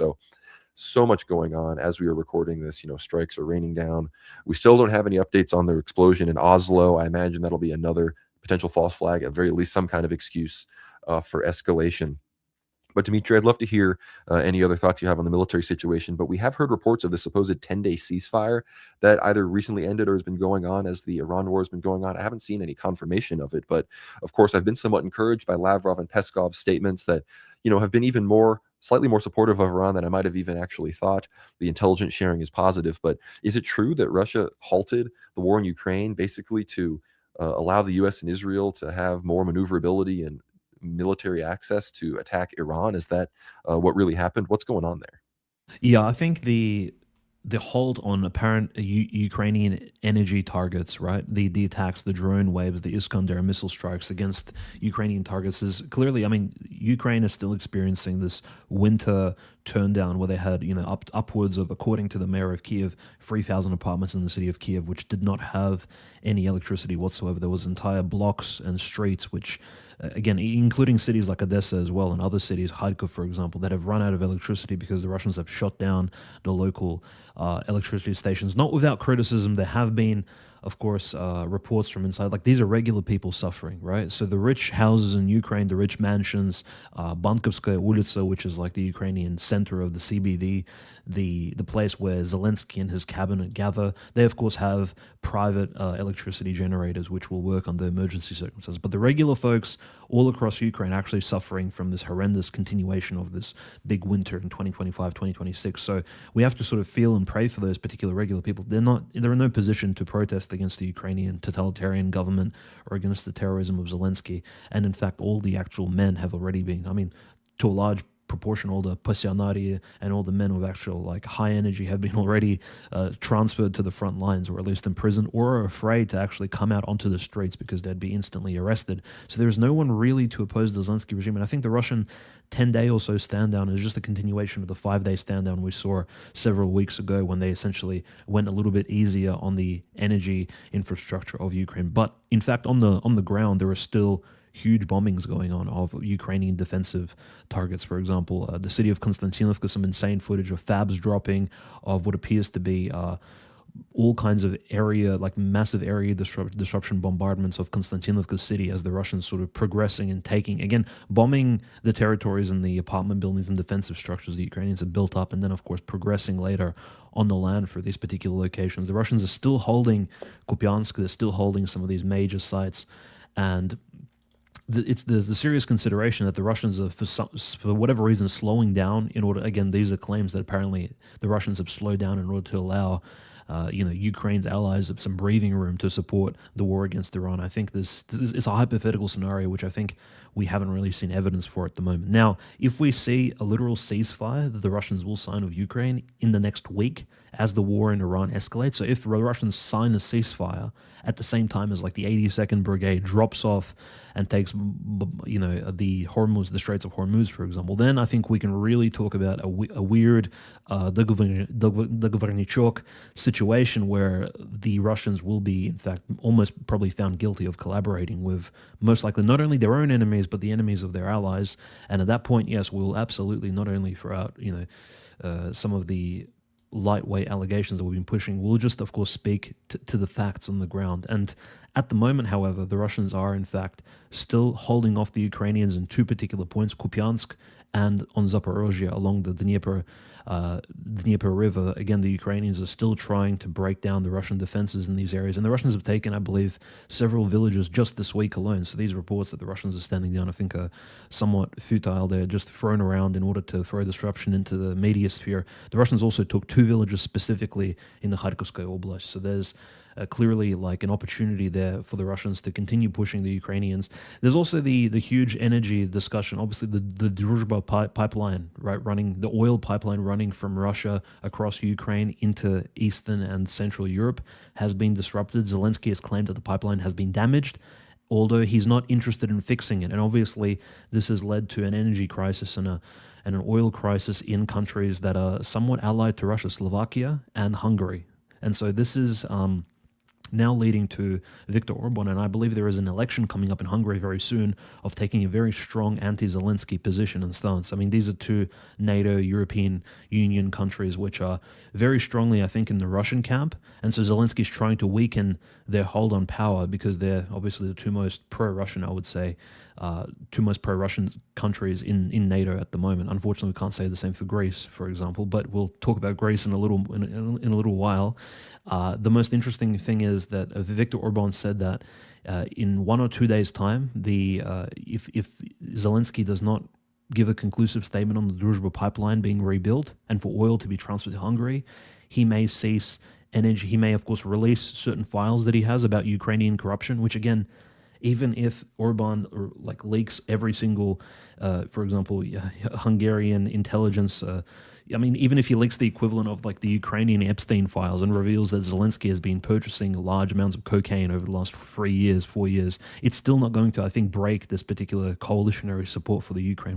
Everybody already knows in the West that Zelensky is corrupt, but I think what's really pushing the Zelensky's military force onwards is because there is now this understanding that, well, it's almost a two-front war. Iran, Russia, they almost need to fall at the same time. The war against Iran is also a war against the Russian Federation. The West is portraying it as a war against these two aggressor nations, which is, as we can see now, is absolutely not the case.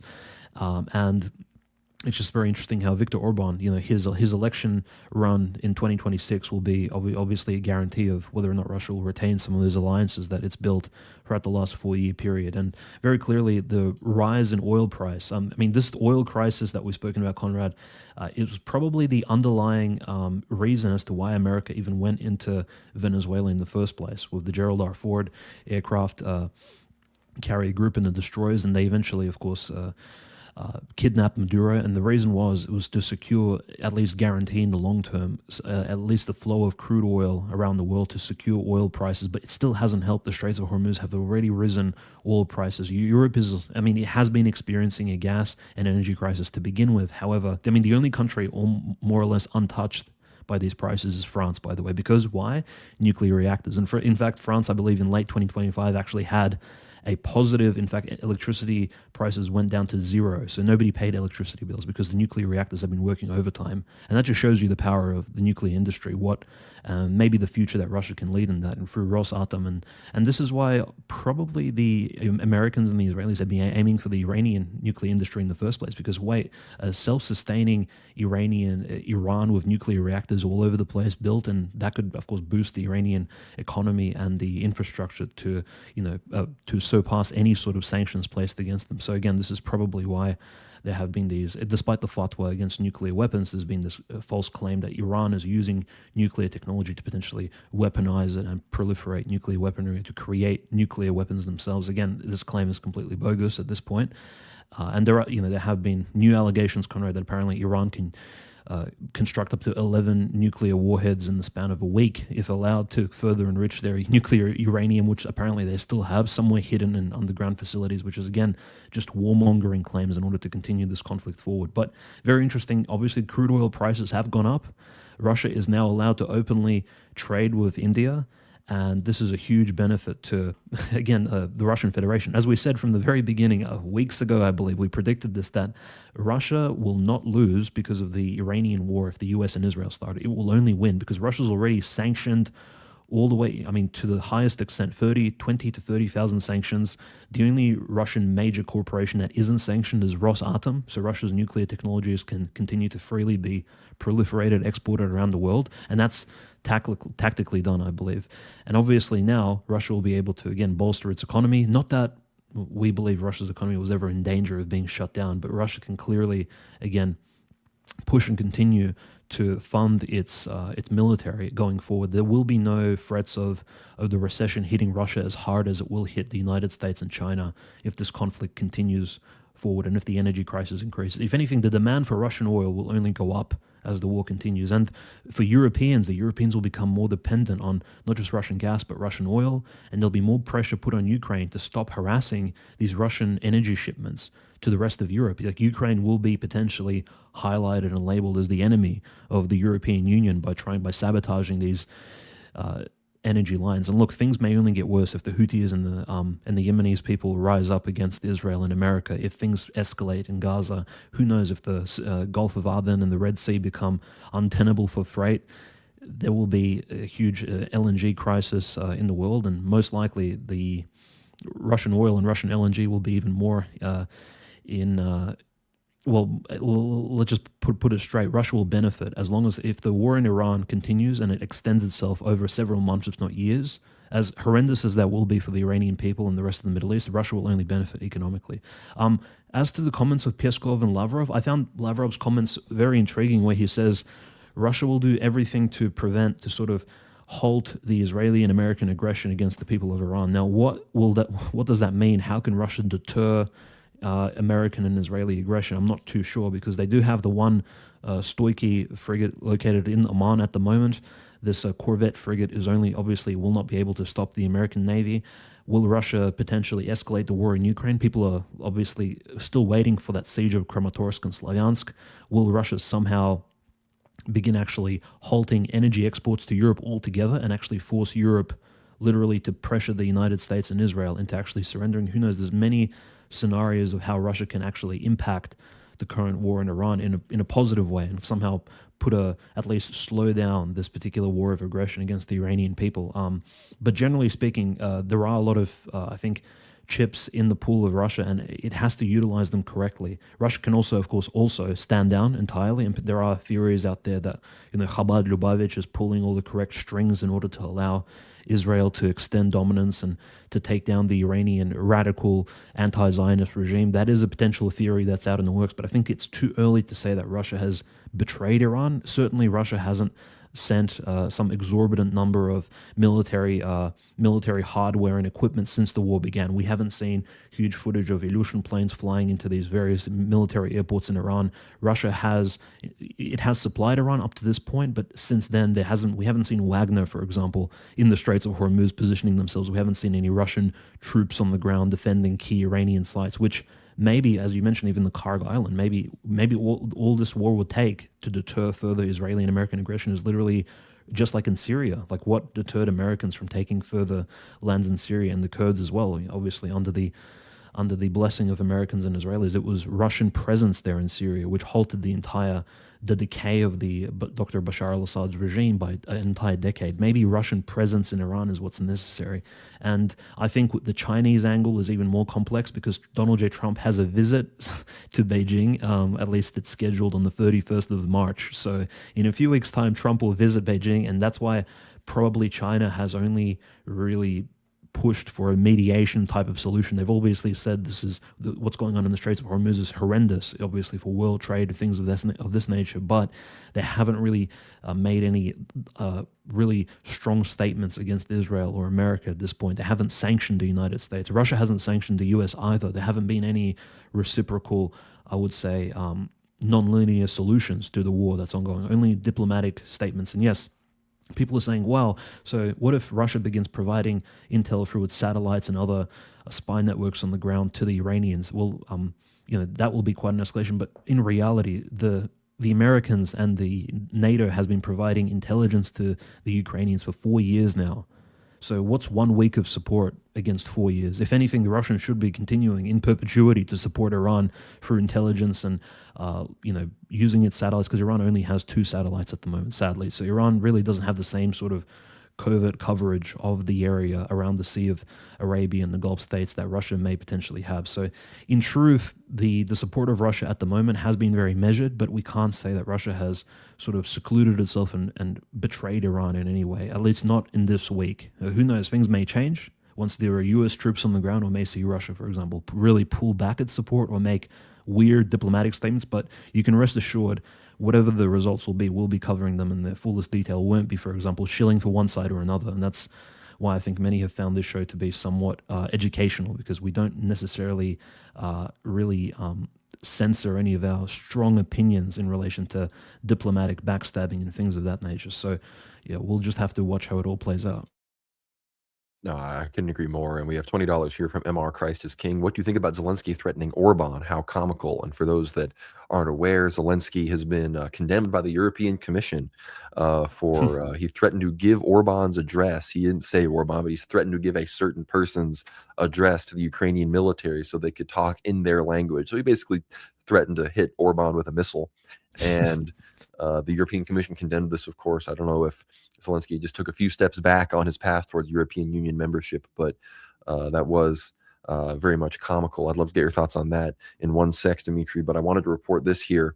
This is from the past 30 minutes from D.C., from Andrew Layden, a reporter there. He says, a C-17 took off from the Middle East with a stopover in Germany and landed earlier this evening at Joint Base Andrews. About 2 hours later, a convoy of specially equipped medical ambulances called patient evacuation vehicles, along with an ambulance bus, departed with a larger police escort, taking the Beltway to Walter Reed Hospital in Bethesda. Though unconfirmed, these are likely some of the first injured soldiers from the U.S. attack on Iran being brought back to the United States for medical treatment. So again, those are obviously unreported casualties as of right now that are reportedly currently in the United States. And if you compare this with Ali Larijani as of Now, this was 6 hours ago. He said, a number of American soldiers have been taken prisoner. However, they are promoting a misleading narrative claiming that 5 or 6 American soldiers have been killed.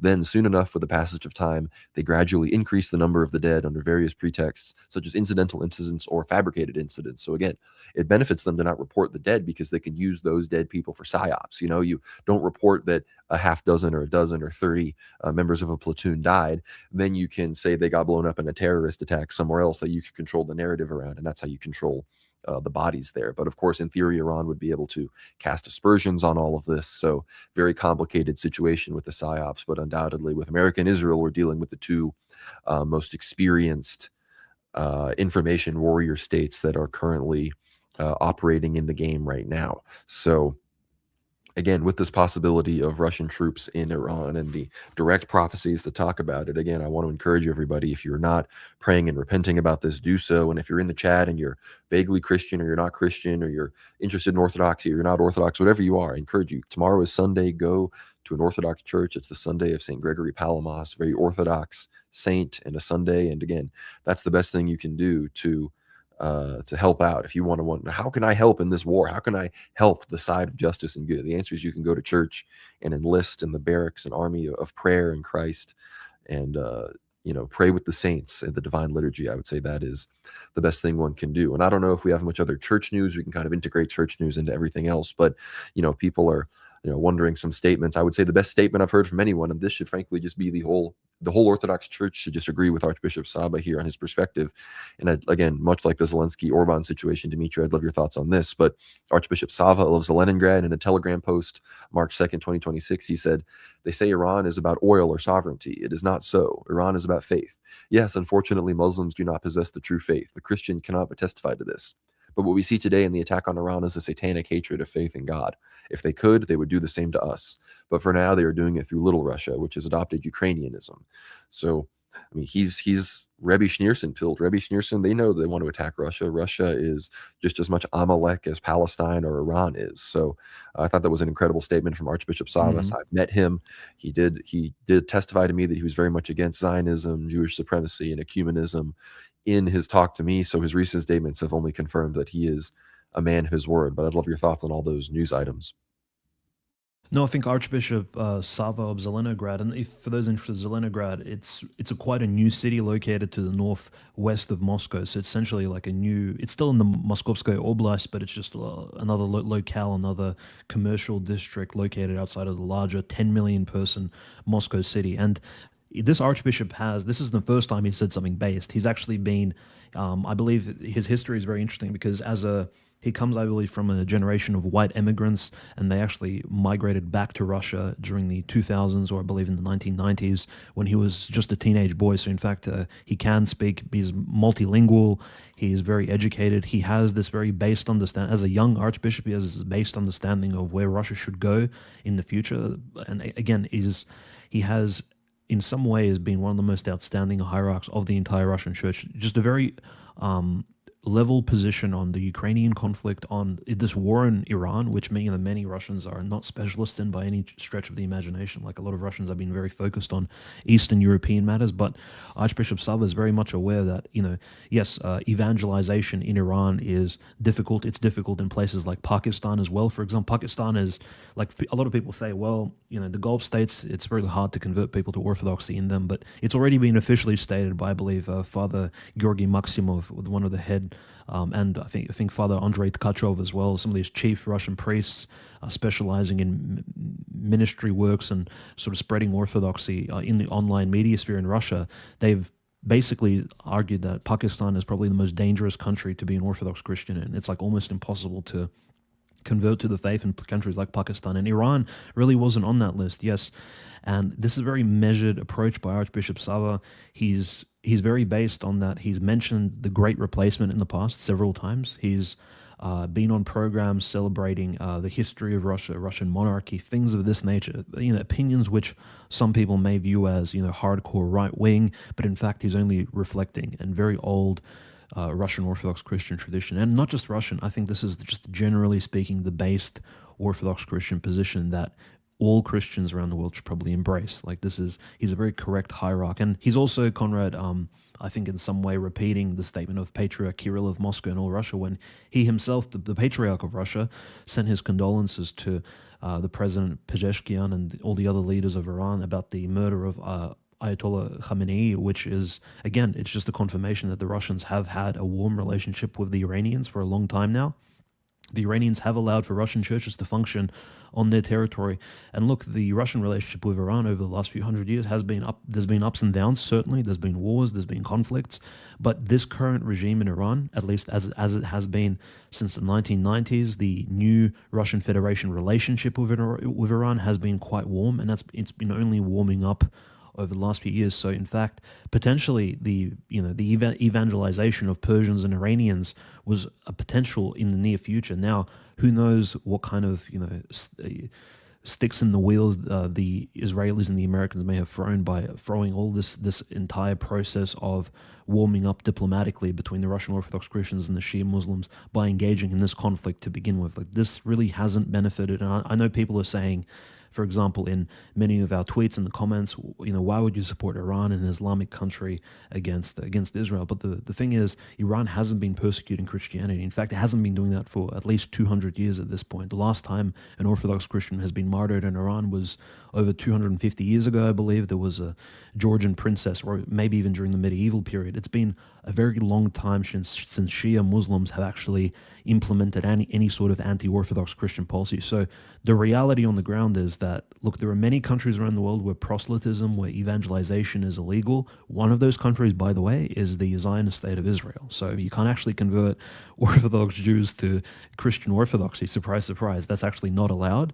And nobody is, by the way, they're not sharing the criticism fairly. They say, well, the Islamists, they're doing this and that. But like, look, how about we just name the other culprits in the Middle East who also do not allow for members of their own community to become interested in Christianity at all, to become inquirers or catechumens. And we just need to spread spread the love evenly amongst all these countries, which apparently people are brave enough to criticize these days. Especially notice the criticism of Iran and the regime today. They come alongside the Tomahawk missiles and the Reaper drones flying overhead. It's because Iran at the moment is in a very defensive state. This is not the correct time to really be nitpicking about the Iranian regime and some of its faults in the past. We were all aware of these flaws, but simply replacing the Iranian regime right now with something more liberal, more left-wing is not going to help the Christians on the ground. So I have to agree with Patriarch Kirill and Archbishop Sava that this is the correct stance here is to obviously pray for the Iranian people to at least retain some semblance of sovereignty, because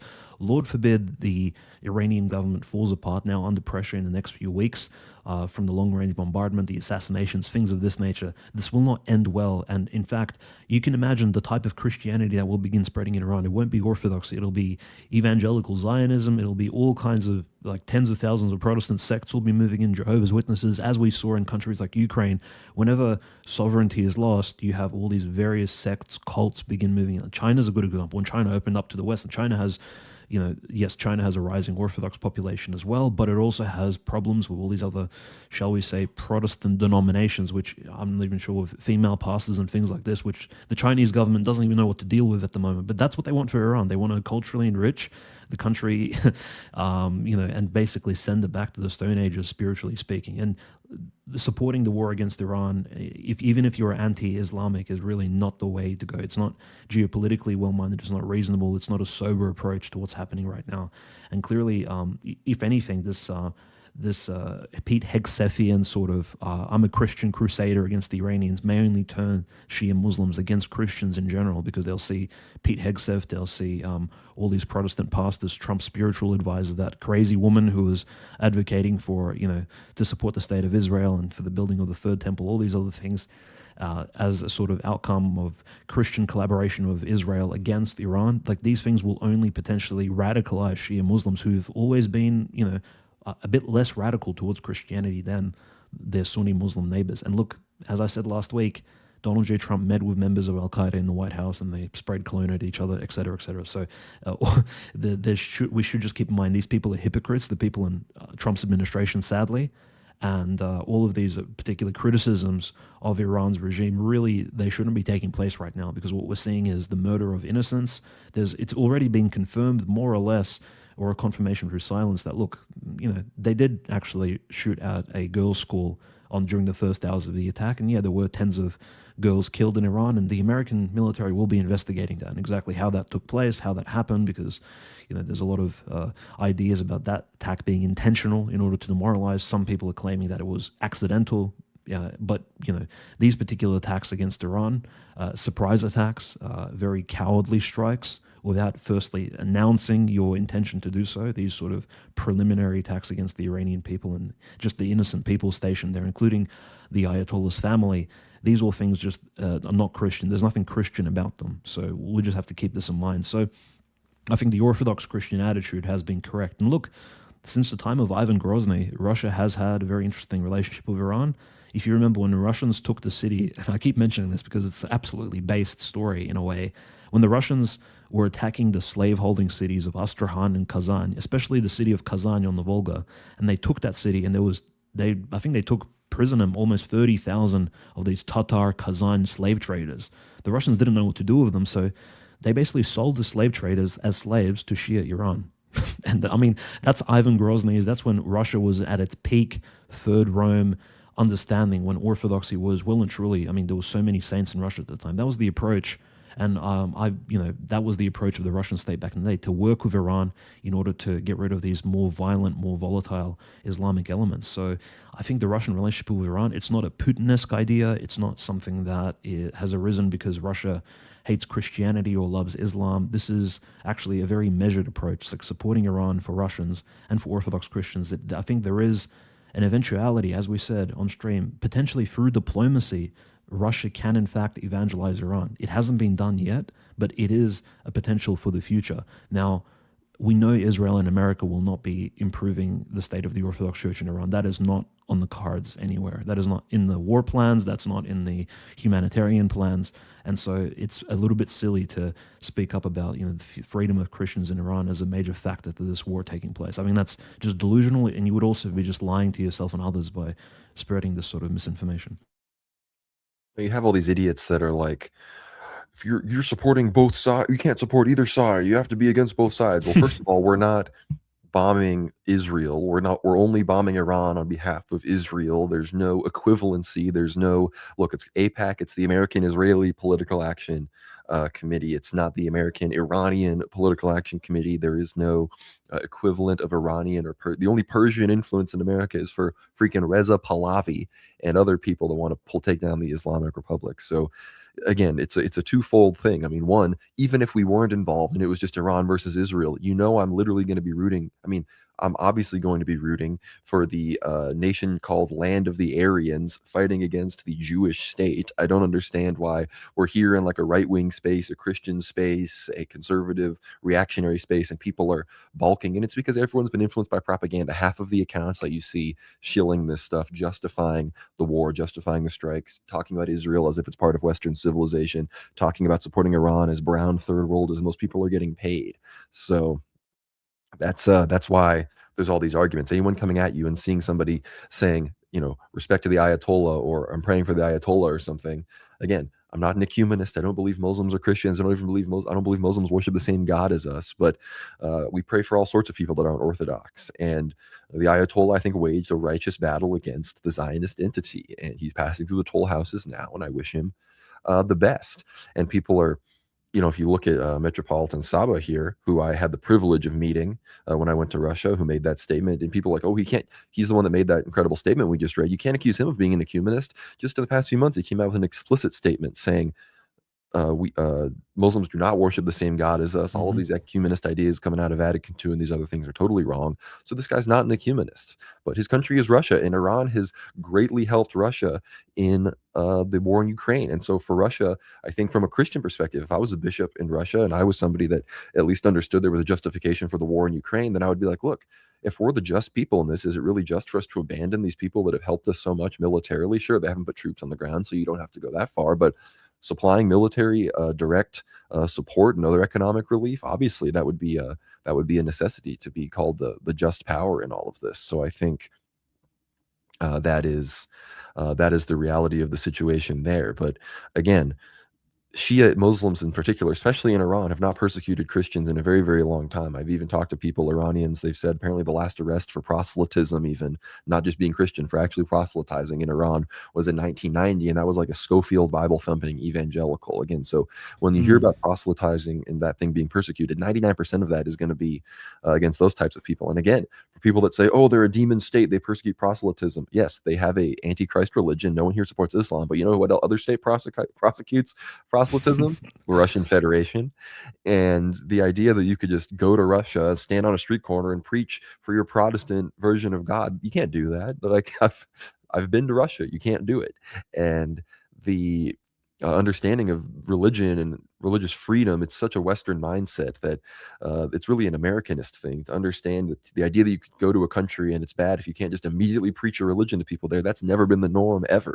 So again, I'm not endorsing it one way or the other. I generally think religious pluralism actually helps Christianity grow. So I'm not 100% against it. I think there should be some limits. I think Russia is doing a good job. But the idea that Iran is persecuting Christians is absurd.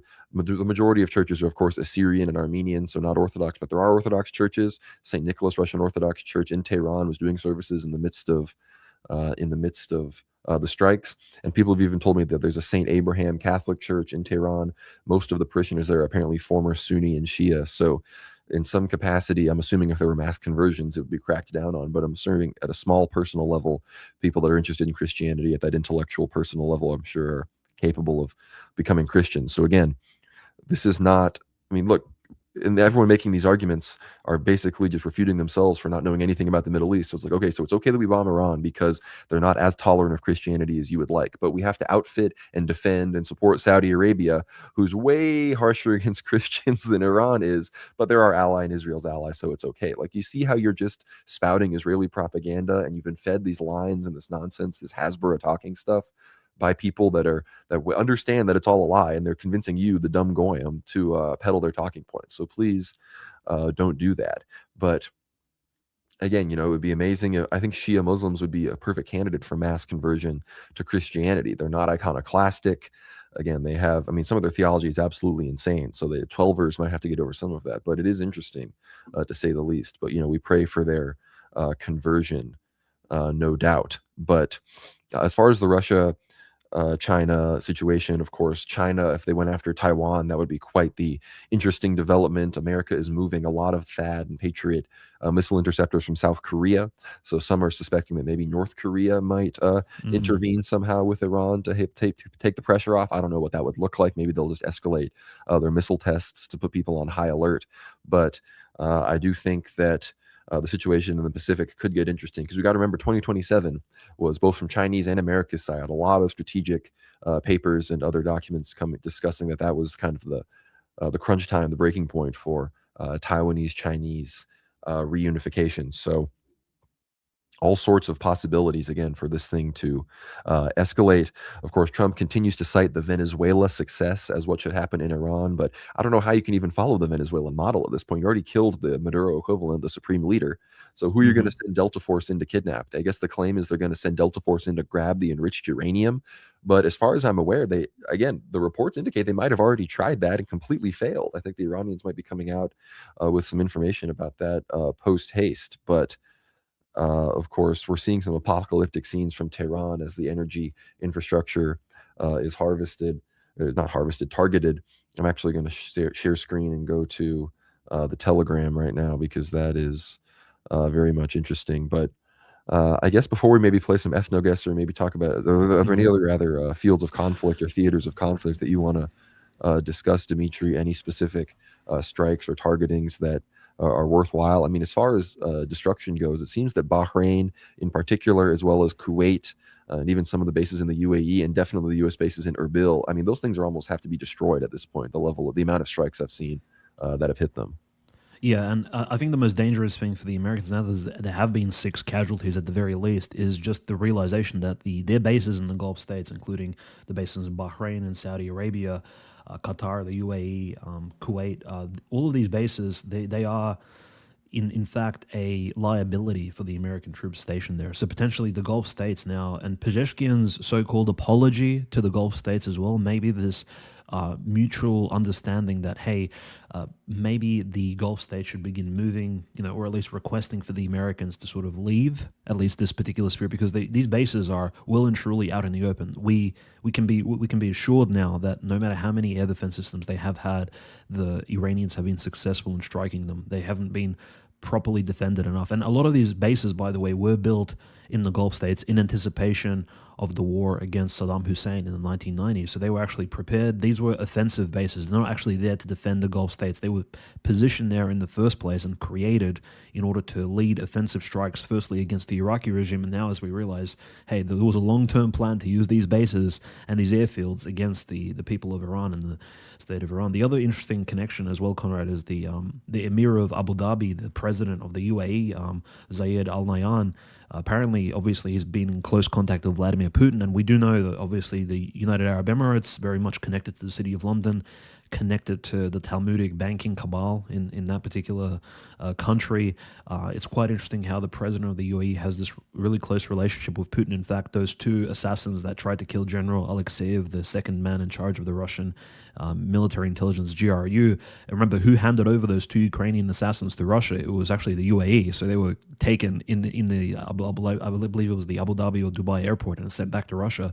And it's really interesting how the UAE now is well and truly like almost maybe the pivotal nation. Like they are in a lot of danger, but maybe Russia diplomatically will be able to bring them more into the Ukrainian, into the anti-Ukrainian, anti-Israeli axis. Because at the end of the day, I think these Gulf states, Conrad, as much as they're motivated by money and greed, like even back in the day during the first Gulf War, their main contention with continuing the war against Saddam Hussein was, we are not going to ally with Israel. Like we will not be joining in with the Zionist state. We are still Sunni Muslims. We still have this, negative attitude towards the Zionist state of Israel. Yes, that has changed over the last few decades. They have grown a lot softer, but I think generally speaking, the native populations, the Arabs, the Sunni Muslims, they still have this feeling of unease that, look, one of our greatest allies in the Middle East is actually a country which, again, the greater Israel map, like, seeks to annex certain territories of Saudi Arabia. So I think even amongst themselves, the sheikhs, the kings, the emirs, they are actually wondering, how far should we take this collaboration with the U.S. and potentially maybe Russia playing the diplomatic games with the president of the UAE that might lead to something positive. The other interesting angle, I think, Conrad, is this recent bombing, as the footage is showing, of Tehran over the last 2 days. People are claiming, at least, that the U.S. was actually striking specifically, or U.S. and Israel jointly striking against civilian targets in Tehran, which is quite fascinating because that's kind of on the tail end of the week, and it's just really interesting. What exactly are they trying to hit in Tehran? Are they hitting civilian targets? Are they hitting more military targets like decision-making centers? Obviously, they've already hit the Iranian equivalent of the Supreme Court. They've hit the Iranian different command centers within the city, which sadly, I know a lot of Russian analysts online will be cringing at this, but the Russians haven't been doing it in Ukraine. So the Russians, in fact, potentially have a lot to learn from the Americans and the Israelis in terms of actually hitting centers of decision-making. And a lot of Russian analysts have been, in fact, in a strange way, jealous of America and Israel and their battle plans of actually beheading their opponents and claiming, why can't we do that in 4 years of war? And they're even bringing around analogies of, well, if Stalin was leading the Russian Federation today and he had the opportunity to take out Hitler and the command of the Third Reich, would he take that opportunity? And the answer is yes, absolutely he would. And so there's this weird view of like the Russian executive military authorities not taking the necessary steps as the Israelis. And you look, the Israelis and the Americans, they are very coarse in how they behave. They are very bloodthirsty. In some way, they are very savage in the way they just kill innocents as well as military targets and military leaders in respective countries. But potentially, as this war continues, we'll see the Russians getting more and more frustrated. I just wanted to mention, Conrad, in relation to the Eastern Mediterranean, there are these news that the Charles de Gaulle, right, it's crossed the Gibraltar, it's heading to the Eastern Med. Potentially, that is to obviously maybe assist in the entire Lebanese crisis, because we recall Lebanon used to be a French colony at some point. The Lebanese people, French is one of their most spoken languages. They still have French cuisine.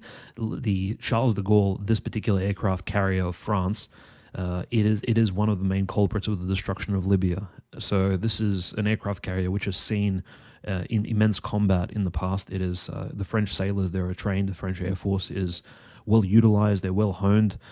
Who knows where this aircraft carrier will position itself directly, but it could be to either protect Israel, and yes, France, you'd think, well, a Freemasonic country protecting a Zionist country, what could be, more natural than that? And protecting, obviously, Cyprus. There are rumors that the Prince of Wales, the British aircraft carrier, may also head to or somewhere in the eastern Mediterranean around Cyprus to defend the Akrotiri and Dekelia bases, which the Iranians allegedly have been trying to launch drones at, right? This is one of the biggest controversial moves over the entire week, is that, wow, why is Iran sending these huge long-range drones hundreds of, over 1,000 kilometers away, attacking Greek Orthodox people in Cyprus? But in reality, they are striking at the British bases in Akrotiri and Dekelia.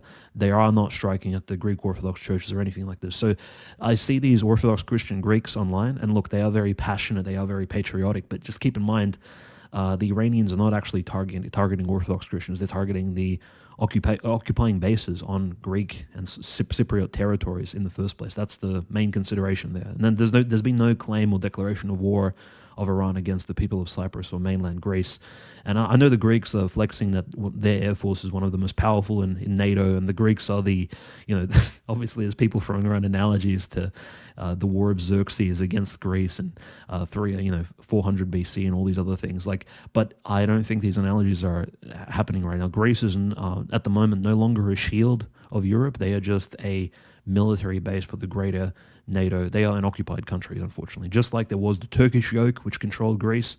Greece today is under a NATO European liberal yoke. That's the reality. That's why Greece legalized gay marriage at the beginning of 2024, which we covered. That's why Greece is obviously controlled by Freemasons in their parliament. That's why Mitsotakis is a hardcore liberal. The Greeks, although they are 90% plus Orthodox Christian, are very much in a subjugated position. So this weird flexing of the Greek Air Force and, these, I would say, well, against the Turks, you can kind of understand why the Greeks would be very anxious, because the Turks do have aspirations to, again, extend themselves further and take sovereign territory. But Iran does not share any borders of Greece at the moment. So there's weird claims that Akrotiri, Dekelia have somehow any relationship to Iranian people wanting to kill Greeks. These are just blown out of proportion, these puffsneer statements which have no real weight to them. People need to just take a sober perspective here. This wasn't a declaration of war against the Orthodox Christian Greeks. And in fact, if the Greeks really want to obtain sovereignty, and look, people have been claiming all kinds of things, Conrad, crazy claims that, Greece is here to defend Europe against Islam and all these other bizarre, statements being thrown out. I mean, these are all hyperbolic exaggerations at the very least, if not just literally misinformation, pro-Zionist positions. Cyprus is, sadly, the Greek Cyprus is just that. It's not really an independent country, sadly. It is a base. There are Israeli intelligence bases on it. Cyprus is a tax haven used by Talmudic oligarchs like Kolomoisky, the guy who put Zelensky into power, has a Cypriot citizenship. One of the richest men in Ukraine who supports the Azov battalion and all these other things. He has mansions on Cyprus. Cyprus is unfortunately also an occupied island, both by the Turks and by the Talmudic tribe. Look, both sides of Cyprus are occupied. It's not just there's a Greek liberated Cyprus. No, people need to really take off the rose-colored glasses and actually see things for what they really are. And that's the sad reality, because, look, we say the same things about certain aspects of Russian politics, but the reality check here is that Iran at the moment is in a really defensive conundrum. It is lashing out at all of the opposing bases surrounding it within range to actually threaten the Iranian people. Let's not be surprised if American NATO bases in countries like Cyprus, Israel, and all the Gulf states are eventually going to be hit more as the war progresses and gets more out of hand. I'm not saying there are excuses for the Iranian actions. We just need to really have a balanced approach. And yes, the future war of Greece, Turkey, and Russia may be a derivative of what's taking place now. And I agree with Conrad, your analysis of Jonathan from Eschaton Vigil. Absolutely. The events right now taking place will be exactly linked to those future, potentially even more bloody wars for territory and, what may lead to potentially ethnic cleansing of huge territories. And who knows? I mean, this is why the Third World War will be even more apocalyptic than the Second. And in fact, I think hopefully a rise in Orthodox Christian conscience uh, could be something that will steer this war in the correct direction. Unlike the Second World War, where you really had a real confusion of ideology and religion, and really the eventuality of the Second World War was the results were not very good in the long term as we live, amidst the peace which that war brought to the entire world. So, very interesting, different analyses coming from all over the Orthodox world and the Middle East at the moment. But yeah, dare I say, all of those Grecophile and Hellenic claims again that they're fighting Islam suddenly all of a sudden are just a little bit blown out of proportion. Like, let's focus on liberating ourselves from Freemasonry, liberalism, elements of the Talmudic tribe first before we focus on Shia Islam, which Greece hasn't really been adjacent to since, I don't know, the Eastern Roman Byzantine Empire, since since that particular country has stopped really bordering Shia Muslim Iran. So, look, it's been a few hundred years. I think we can sort of put those historical grievances to rest at this point. That's the idea that Greeks would somehow have a saber to rattle against Iran right now. That's a level of Zog cattle brain I can't Mm, really personally relate to. But you mentioned the Turkey, Greece, Cyprus deployment ship situation, and this actually dropped today from Balkan Spectator. It says Turkey's defense ministry warned it will not hesitate to use its guarantor powers against hostile attitudes threatening Turkish Cypriot security after an Iranian-made drone targeted the British Akrotiri base in Cyprus, and a ballistic missile fired from Iran was shot down over Turkey's Hatay province, reportedly aimed at the Incirlik airbase.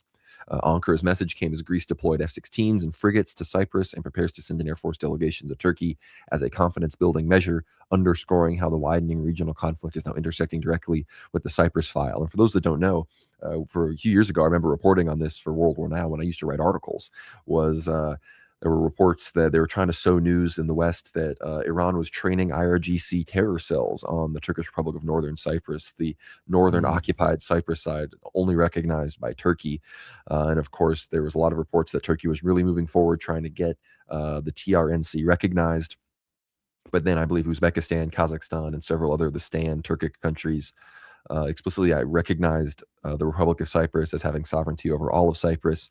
And I think that led to Azerbaijan basically hesitating to publicly recognize the TRNC like they had planned to. So, again, Azerbaijan, Turkey, Cyprus, all of this is going to be an extremely relevant and critical aspect of the war as it happens. But again, I still see so many people online, these right wing people, these supposed based identitarian people that voted for Trump to deport the people and save the demographics of the United States and stand up for the white man. And they are the same people telling you again that no, it's actually brown and third world to support the land of the Aryans, Iran, bombing and destroying Israel, the parasitic state that drains us of our finances and resources, and also supports the mass flood of migration into the West. Of course, we've seen the statistics. I should probably pull them up about what Israelis support, how Jews vote, how they feel about Zionism, and this stupid, ridiculous idea that there's the base Zionist Jews, and then there's the cringe left-wing Jews that support Palestine. Total nonsense. Yes, there are some Jews like Norman Finkelstein and others that are very outspoken against Israel, but again, that is not the reality of the situation. And the longer you believe that psyop, of course, the longer you're going to continue to play directly into their hands. So we're going to share the screen here. And it shows right here 88% of American Jews believe that Israel should remain a Jewish country. 79% of Jews voted for Kamala Harris.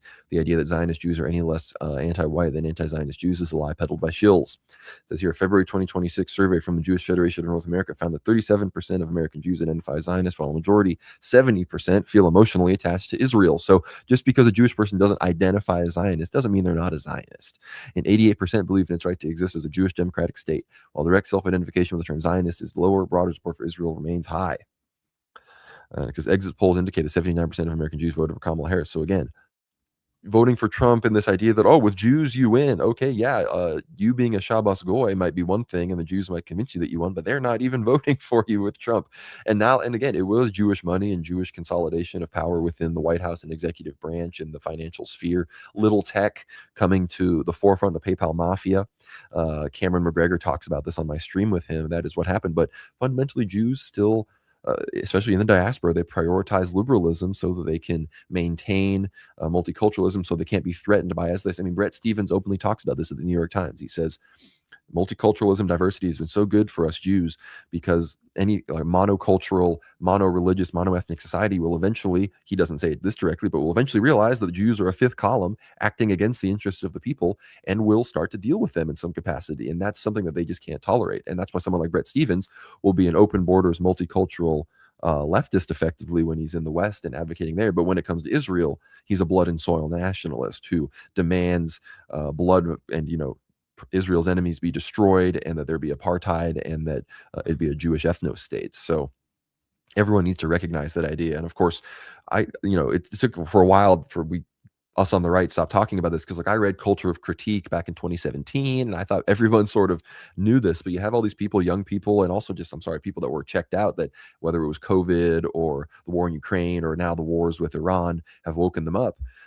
They need to get the basics, coach back to them, So maybe we'll do maybe we'll get Kevin McDonald on and we'll do a Ether Hour series about Culture of Critique. Because sure, I disagree with evolutionary biology and the ideas, presuppositions behind evolutionary psychology, but I think the thesis is still very much sound, at least as far as psychological observation of an anthropological reality of Jewry and how they act as an entity around the world. But alas, what we are witnessing now is nonetheless, every American soldier that dies, I'm not trying to impugn them or speak ill of the dead, but they died for Jews. They died for Israel. And it's not going to help anyone to deny that. It's not like only more of them will die. The less if we lie and talk about and try to talk it up and give them an honorable death. If we try to do that, only more of them are going to die. So we have to draw a line in the sand and say, look, don't die for Jews because you're not going to be honored as some hero, because fundamentally you were just a mercenary for the people that want to bring back the Antichrist. So that's what we're experiencing right now. I'm hoping I'm not getting banned as I'm saying this because we're on YouTube. So what am I thinking? But it's time. It's time that these things be said. We have an No, update here. absolutely, yeah. It says a drone struck a United Nations building in Suleimania, northeastern Iraq. So again, more and more casualties here. And again, this is just something I wanted to say earlier. I feel free to go off on this wherever you want to go, Dmitry, but the amount of drones being shot down are also a great indicator of Iranian air defense still very much being present, because I believe Israel's lost a very large percentage, 30-40% of their Hermes drones. They've lost 25 plus, I think, at this point throughout the war. And there's not an unlimited supply of those. And America continues to lose M9 Reapers as well. So Iranian air defense very much still alive. Iranian missiles very much still alive. The question is, will the Iranian people hold out? And how will it look like now that their energy and civilian infrastructure is being targeted? So we're obviously going to be keeping an eye on all of it, but go ahead, Dmitry, wherever you want to take it.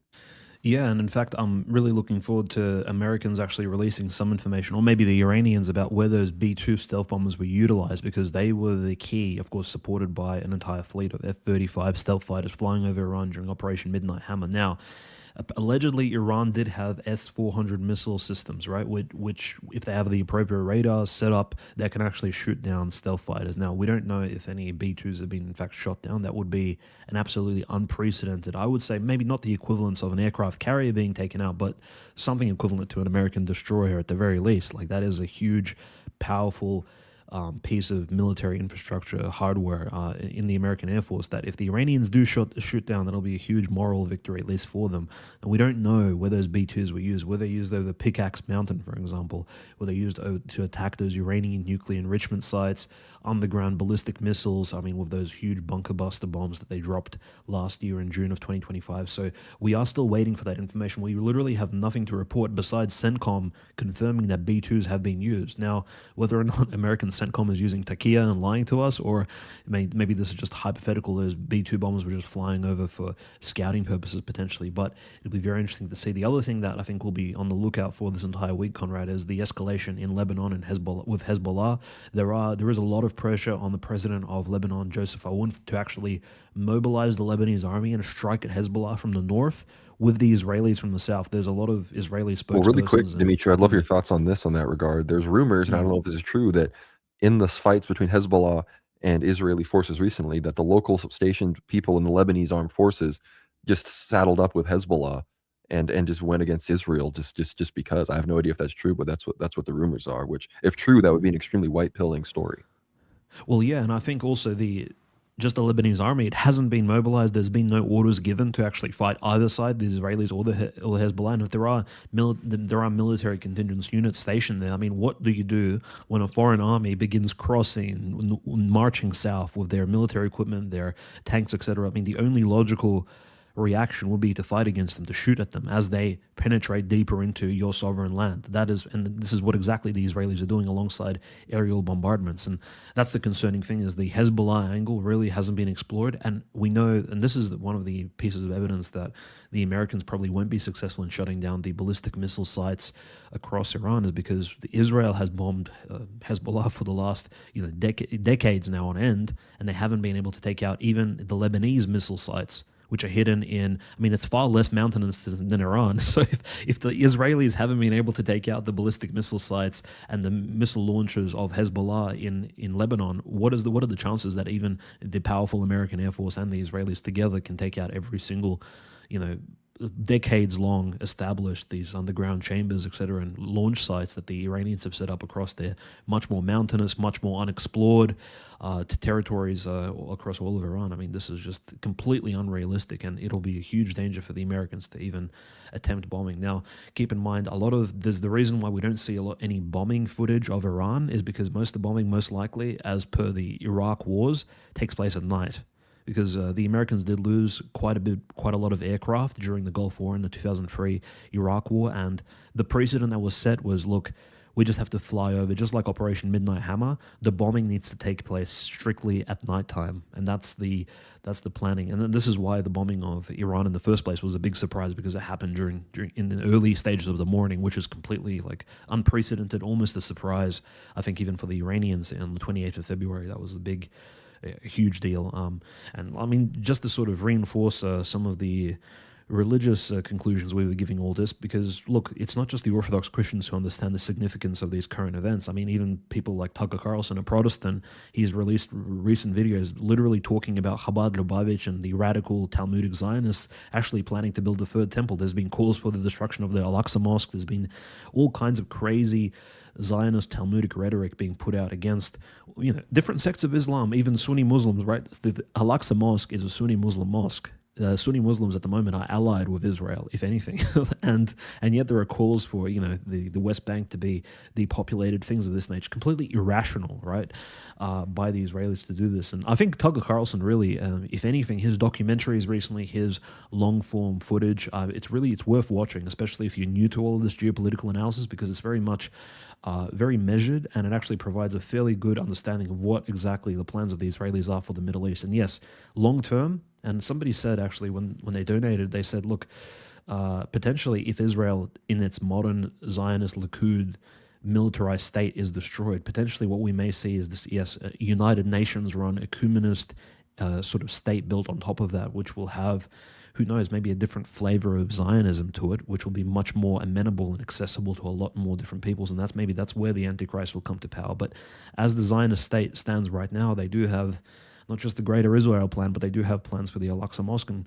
Lord knows what they want for the Mount of Olives and the other Orthodox Christian sites in Hebron, Bethlehem, etc. Like, they will most likely depopulate not just the Islamic, but the Christian populations if they're given free reign.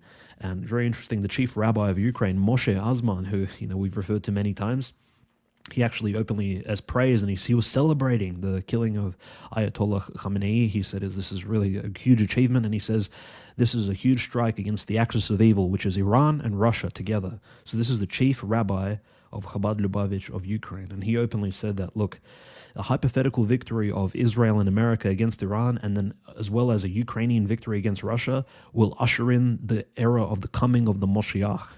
He said this like, people really need to start paying attention. Like, the way that the Talmudic Jews view a victory against Iran, almost the same as the victory of Ukraine against Russia, which is, again, much less possible. However, with internal instability in Russia, as well as maybe, for example, the untimely demise of Vladimir Putin, as well as maybe a world economic crisis of some sort, could potentially lead Russia to an untimely peace deal with Ukraine, which won't benefit them. And then, yes, potentially nothing will really stand in the way of Israel. And the U.S., again, pressuring Iran into some sort of subjugation. Who knows? That they have a lot of chips on the table. They have a lot of different strategies to approach, but this is how they view things. And sometimes these top rabbis of the world, these Talmudic rabbis, they do come out in the open. They do say, look, yeah, we are actually against both the Orthodox Christian Russians and the Shia Muslims together, because both of these nations need to be taken out. Both of these particular groups, just like Brzezinski said back in the 1990s, he said, look, what's the main opponent of NATO and the EU in the future? It'll be Orthodoxy in Eastern Europe. Like, we need to take out this religion. And so, look, we can kind of see a real united front being built here. It's not that we want to be united with Shia Muslims. We just ended up somewhat on the same side of the barricades with them. Like, we are in the same trench. Like, it's just historically it's led to this, really. And that's how the enemy sees it as well. So it's not even just our perspective. The enemy sees us as a united front. And for better or for worse, Kim Jong-un is with us as well in the trench, because, look, at this point, he's viewed as this, like, pariah. And, look, North Korea is not persecuting Orthodox Christianity. So there's the other angle to it. So what's going to happen in the Pacific between China, Taiwan, North, South Korea, that is a powder keg, which no doubt people are preparing for in the near future. There's so many fronts to this third world war that, Lord knows, if it all takes place at the same time, it'll be very difficult to break it all down. It will need an absolute emergency broadcast to cover all these fronts at once. But at the moment, yeah, it is the pressure on the Ukrainian Orthodox Church. I do want to mention there's been, obviously, in the past years, there's been so much pressure on Metropolitan Onufri and the other bishops of the canonical church that, as we know, the Ukrainian canonical church has begun to bless and sanctify its own myrrh, which is, was a huge change, because in the past, how in the Orthodox Church this holy oil, the myrrh, would only be sanctified by the head of the local church, so in Moscow, and then it would be sent all across the various other local jurisdictions of the Russian Church. In Ukraine, because of the war, because of the pressure that the Zelensky terrorist regime has put on the church, forced Metropolitan Onufri to essentially create his own myrrh at the Kiev-Pechersk Lavra, and that brought around a lot of canonical questions. It's not in the norm at all for a local autonomous church to make its own myrrh and bless its own holy oil. And at this point, there's another point of pressure that's being added. So as we know, on the Orthodox Christian altar table, there is this sanctified cloth, the anti-mince, which has a relic of an Orthodox Christian martyr sewn into it. And obviously this is where the mysteries, the sacraments of communion, of course, are prepared on this cloth. And the cloth typically has the name of the Orthodox Christian patriarch or local leader of the church written on that particular cloth when it's blessed in a place like Moscow, or be it Athens or Istanbul, Constantinople. Now, in the Ukrainian church, apparently now the state has put so much pressure on the local church that they are removing the name of Patriarch Kirill from the anti-mincion cloths, which is another sort of step in terms of isolating Ukrainian Orthodox Christians from their big brothers, the Russian Orthodox Christians in the Northeast. And this is, again, notice how it's incremental, but they are trying to divide even Orthodox Christians, trying to create scandal. So the longer this war in Ukraine continues, the longer the special military operation continues about sort of achieving its goals, the more pressure, the more of these like scandalous, weird acts and novelties will begin sort of arising in the Orthodox Christian life. And many of you may be like, well, how does this impact geopolitics? But I think, as the saints have literally said, the war in Ukraine took place because of the sin of both the Russian and the Ukrainian people. Like, this is the main outcome. Like, it's because people have fallen, and this is why the Lord has permitted for the devil to, create the situation, what's happening right now in Eastern Europe. Like, many of the most pious Orthodox Christian priests of recent decades have actually said that very openly. And I have no doubt the same situation is in the Middle East. Like, the Israelis are claiming, we're innocent, we didn't deserve this. It's like, well, did you vote for Netanyahu? Did you support the gay parades in Tel Aviv? Did you engage in degeneracy?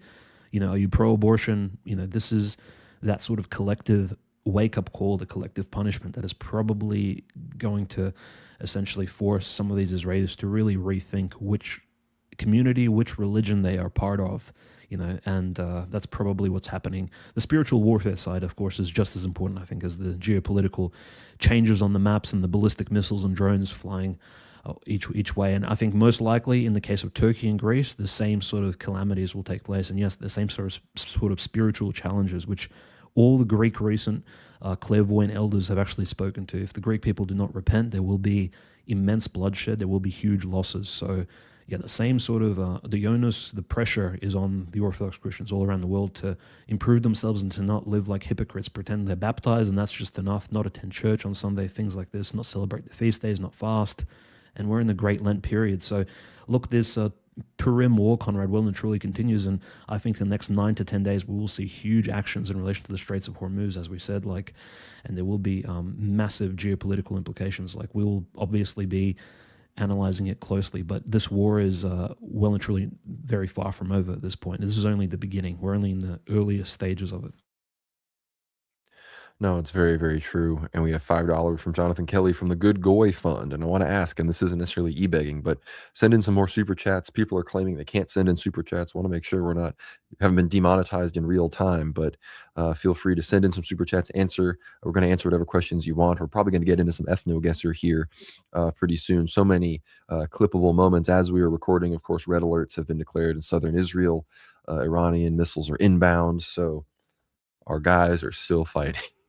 That's what's going on. Mm. And but no, any super chats would be appreciated. Obviously, Jonathan's got through, but would like to confirm that this is still a feature we have access to because we did go pretty hard. Very clippable stream here. If people want to clip, that's one of the best ways you can help.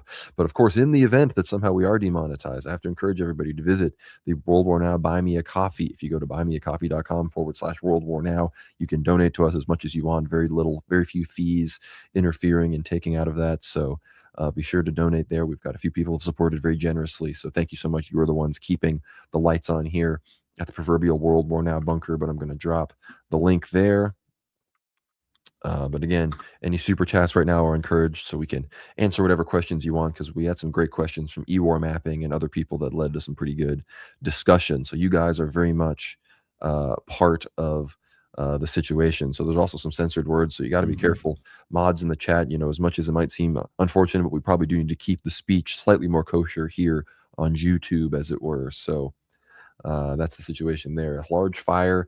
That fire has spread and engulfed more of that tower in Kuwait. So the consequences of this war, the Ukrainification of the Middle East is happening. We are seeing things that look like they do, out of Tehran, of course, and Tel Aviv, everywhere, but also out of Ukraine and Russia. So that is what is actively going on. Not seeing any super chats, so maybe we're cooked. But we have seen visual confirmations of B-2 bombers, not recently, but over Karaj, Iran, explicitly. So B-2 bombers have been over Iran. Obviously, there's been very minimal flights from the West or Israel over eastern Iran, and some say even the eastern Iranian launchers haven't even really been used particularly, and those are the real long-range hypersonic ICBMs that the Iranians used on Operation True Promise 2.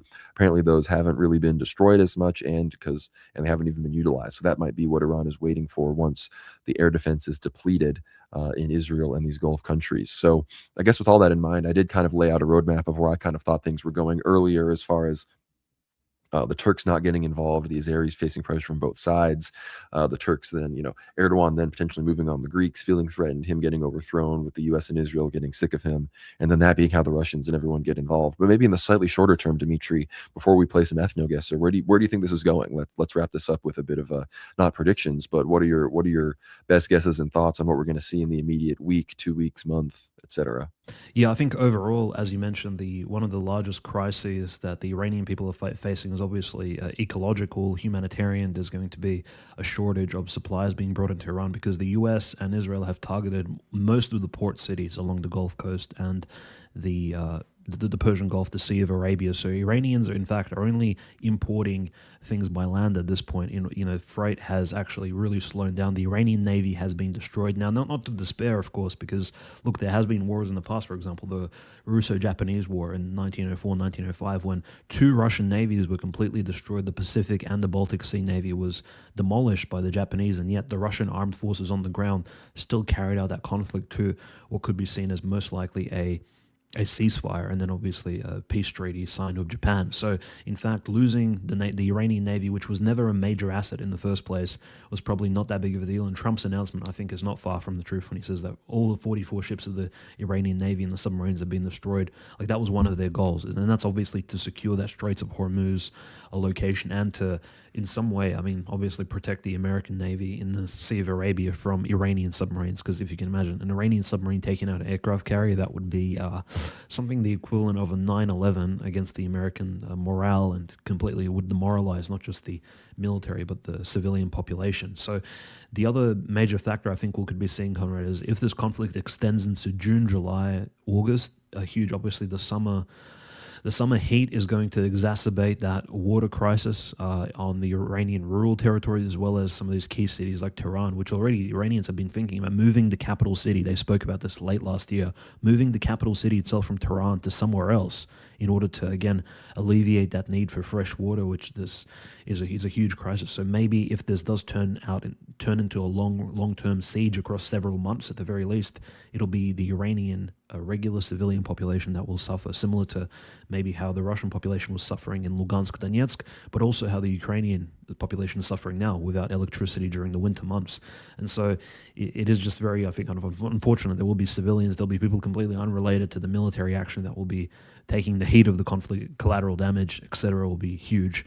And no doubt about that, if the Iranians stop applying pressure via their ballistic missile systems onto not just, I don't think the Gulf states necessarily, but definitely Israel, then they can expect huge Israeli bombing runs, Israeli drones, the Israeli Air Force. Like in this particular case, the only way to shut down Israel is to bomb it as much as possible. That's just the reality. Like the best defense for the Iranians is a powerful offense that will lead the US and Israel into essentially to call for a rapid, urgent ceasefire in order to, again, defend themselves, to apologize, to ask for forgiveness potentially. And I know there are probably Iranians and members of the RAGES that will seek to destroy Israel completely, irrespective of their calls for mercy. But in any case, and in this particular instance, if the Iranians slow down with their bombing campaigns, it will only have a negative impact on the general war effort, because it doesn't look like Donald J. Trump, because of his ego and obviously the views of Prime Minister Netanyahu, like they are set out to completely demolish Iran, to control the coastal territories, to allow the Kurds in, to allow the Balochis in the southeast to take territories. It'll be very horrendous, even if Azerbaijan doesn't get involved. Of course, the goals are to essentially destabilize Iran to the greatest potential. And maybe if the war extends past into August, July, there'll be drought issues, there'll be water crisis issues.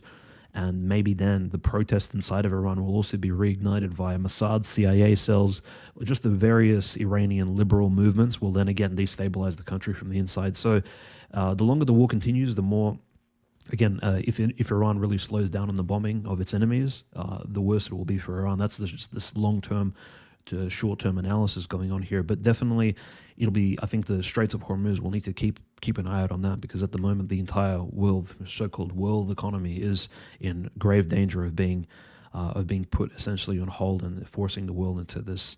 Look, all these countries are in major debt. Turkey itself is like, the lira is greatly inflated. A lot of nations around the world are in already economic strife, and the last thing they need is a Suez Red Sea crisis, is a Straits of Hormuz crisis that will extend further into the future. So that's a very interesting conclusion. I think Russia and China, sadly, will not be putting any boots on the ground. Maybe we will see equipment shipments, as you said, Conrad, that northeastern sectors of Iran really haven't been hit from what we understand.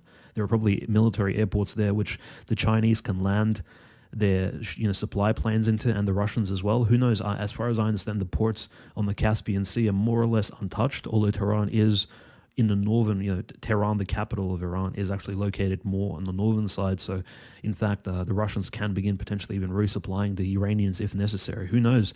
S-300, S-400 launchers can really make the difference, especially if they can target those stealth fighters. So, in the near future, though, I am somewhat pessimistic. I don't think we'll be seeing any sort of the Chinese Navy arriving in the Sea of Arabia, or Russian boots on the ground on, defending the Straits of Hormuz. I think that's it unfortunately won't be the reality on the ground. The Russians are a bit too bogged down in Ukraine and Eastern Europe, and the progression isn't that fast to warrant some sort of allocation of tens of thousands of troops. And it'll be interesting to see if the Americans actually do put boots on the ground, because this will result in, and it's been tragic, the loss of these 6 American lives for Israel, literally, for no other reason. And probably for no fault of their own. These American servicemen were stationed there in the Gulf states, probably long before. I mean, they were never told that Netanyahu will be planning this particular campaign. They're just almost innocent people just stationed in the base in Bahrain, for example, and they were just killed. And if there are boots on the ground, there'll be more American Christians slain. There's no doubt about that. They'll be killed for Chabad, Lubavitch, for the Third Temple, for the coming Moshiach. There's no, they won't be killed for American patriotism. And that's the biggest tragedy of it all, is that we may see the 82nd Paratrooper American Brigade, or maybe other American, Marines actually positioned there to on the ground, fighting against the RGC, fighting against Iran, and most likely some of them will be killed in combat. So that tragic escalation, I think there's no way to avoid it unless the American Navy can really clear up the straits. But I think without boots on the ground, it simply won't be possible. So I think we'll be seeing a real loss of American lives, sadly. And yes, disproportionately, there are more Iranians dying. So we have to keep in mind, the more Iranians die, the less likely they will be to come to some sort of peaceful, lovey-dovey resolution and really come to if anything, it'll radicalize the Iranians more. As you kill thousands of Iranians, as you bomb their children, as you bomb civilian sites of Tehran, this will not lead the conflict to a standstill. It hasn't worked in Russia, Ukraine. No reason why it's going to work in the Middle East, especially with these more fiery people, more, shall we say, in some ways, more religiously radical people. There's no way that's going to happen. So I think the calls for a ceasefire from China and some of these other countries like India are completely, it's borderline nonsense at this point. The Iranians are not economically, commercially motivated. They're motivated to actually survive as a people group, as a civilization, not simply it's not for Gibbs. They're not doing this for money, for US petrodollars. They're doing this simply to live for another year at the very least. So I think people need to understand that underlying foundations to why they're fighting back against their enemies. And look, yes, the Iranians are taking more casualties because their entire population is there. America's 360 plus million people are oceans away, so the only casualties are going to be military. Mm. But the Iranians are not taking enough military casualties for it to be enough to actually deplete their ground forces, to deplete their Mhm. operational capabilities, because these strikes were all targeted. Like the strikes, they're targeting infrastructure, weapon systems themselves, and of course, the operators of those systems often die. But the strikes against the supreme leader, against the commanders, these were not strikes against headquarters. They've only recently just started hitting larger groups of IRGC soldiers and Basijis and these other things. So again, when you've only got a few thousand people that have been casualties in the midst of all of this, when meanwhile you have hundreds of thousands of IRGC commanders, hundreds of thousands of Iranian military people, and then hundreds of thousands of more Basijis on reserve, ideological, religious. These are like more SS, Hitler Youth type entities, loyal to the revolution, loyal to the Ayatollah, loyal to Shia Islam. These are all capable of mobilizing in civil and military society. So fundamentally, America is not prepared for if the army is really going to be able to maintain operational command and stick this one out, and the people are going to stay with them. Either America is going to have to start carpet bombing civilian populations, or they're just not going to be prepared to deal with this properly. And as far as Chinese and Russian assistance, sure, I don't see Chinese or Russian troops anytime soon, but let's say Americans do put troops on the ground. Let's say things do bog down. And let's say within a few weeks and months of that going on, there's also rapid escalations in Ukraine, potentially in response to Russian logistical support. I could see the Russians deciding, you know what, we need to treat this world war like it really is. And the Russians and Chinese could get more involved, like the prophecies say. And then China will turn on Russia. That's what a lot of the saints talk about. But again, the Chinese naval ships, Chinese observation ships are already still operating in the Persian Gulf. I forget the name of the ship, but that insanely modern ocean monitoring undersea water ship in China is still obviously operating in the Persian Gulf, detecting submarines. Of course, that Iranian ship had to dock in Sri Lanka after the other ship got blown up, despite being at naval exercises with India. So major, that whole debacle, of course, I discussed with Cameron McGregor. So all of that was going on. But again, the Chinese as well, they I think have a rail connection with energy towards Iran. So even if Iran does get threatened with their oil situation, the Russians could still supply them through China and through other places with energy. But again, we're going to have to keep an eye on the infrastructure status in Iran, because again, the internet, we're getting all sorts of videos despite the internet being out. So we're going to be following it very closely. But we have $5 here from Silversight. I was delighted that Father Peter on a recent stream recommended you both as a source for current events and prophecies. Keep up the great work. Thank you, Silversight, and thank you to Father Peter. His shout out was amazing. We did see a boost in subscribers and support, so that's greatly appreciated. We love Father Peter, Orthodox ethos. I consider him a dear, dear friend, as is his whole family. So amazing group of people, and hopefully he'll be in my area soon. If you live in the Central Texas area and are interested in a mission in the Central Texas area between Austin and San Antonio, reach out to me, because Father Peter is very much involved. So you heard it here first. $5 more from Jonathan Kelly. It's always Chabad, but never Hagud. You know what I'm saying? Thoughts on Tucker's recent episodes. And Tucker's been hitting it out of the park recently going after Chabad, but the Chabad one really struck a nerve. You saw the Ben Shapiro response, and then Donald Trump, he didn't disavow Tucker after interviewing Nick Fuentes. He didn't disavow Tucker for all the criticisms of him and his administration. But the moment Tucker decided to expose Chabad Lubavitch, the religion of choice of his daughter-in-law and her Jewish puppet master husband, I believe of many other people involved in Trump's Jewish world, he's had enough. He's done with Trump now. I mean, he's done with Tucker now. So obviously Chabad, I mean, what's the quote? Not actually, not Voltaire didn't actually say it, but to find out who rules over you, find out who you are not allowed to criticize. And of course, we know it's the Jews broadly, but even more specifically, it is Chabad Lubavitch. So that is very much true. $2 from Randall Gregory. Blessed Lent, doing a great job. Thank you, sir. Glad to see you got the super chat through. But yeah, any thoughts on the Chabad situation with Tucker, Dmitry, before we play some ethno guesser? Yeah, look, I think Tucker Carlson, we need to in some way really keep him in our prayers as well, because I think he has a crosshairs.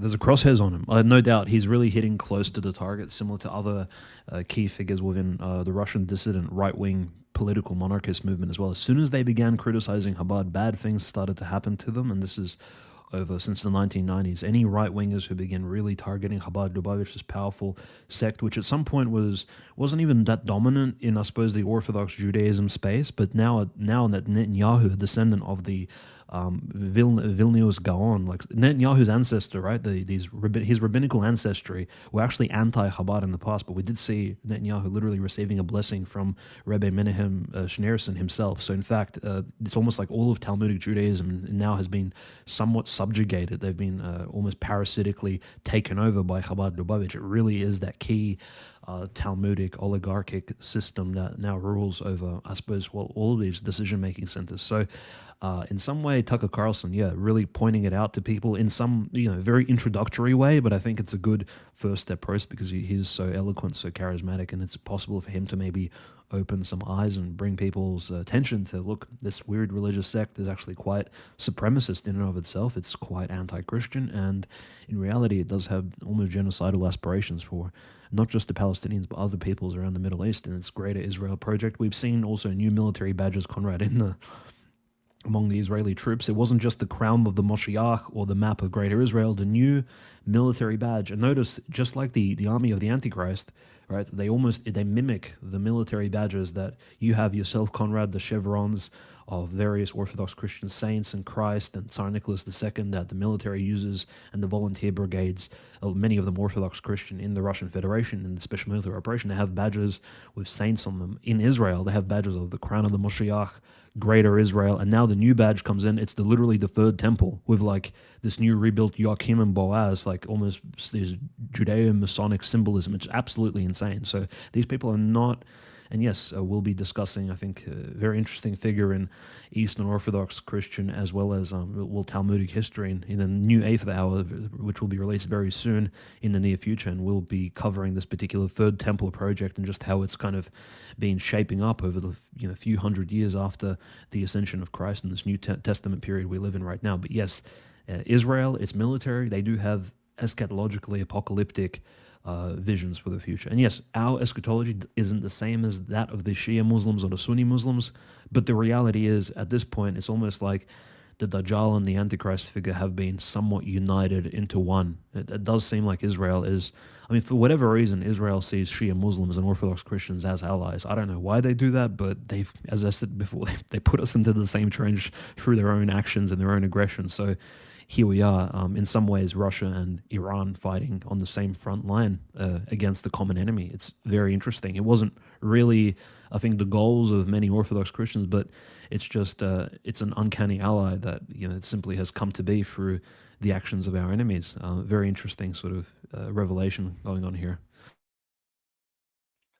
No, it's true. And again, someone is talking in the chat I saw about how Epstein files about how Putin uses Chabad to spy on Jewish oligarchs. Look, if someone thinks when they're meeting privately with these people and giving them stuff that they're using them and not the other way around, then I've got a whole host of bridges to sell you, because that's not how that works. That's not how the Jews play. But we'll have a few things to discuss maybe at the end if anything else develops, but it's time for some ethno guesser. Dmitry, welcome to your first time playing Ethnoguesser on the stream. It's a good time. I'm excited. Let's get this going. Anyone, of course, chat, you all need to help us get some of these, because yesterday at least one of them totally had me stumped, although I did really well. So sorry, Dmitry, in advance. I did just set the record for the show, top 4% in the world as last stream. So we'll have to see if we can do that well. But anything above top 50, anything top 15% and above is good. So let's lock in. All right. I feel like I've got this guy before. Pacific, right? Surely. Yeah, I feel like these are like Malaysians. Yeah, not Polynesian or Samoan, you think? Yeah, I don't think so. I feel like Malaysian, but does the chat have any strong opinions? Yeah. I can't remember, because we had those ones that were here when I guessed here instead, and it would have been a 5,000 if I guessed here. I'm kind of getting those similar vibes, but maybe they are more Polynesian.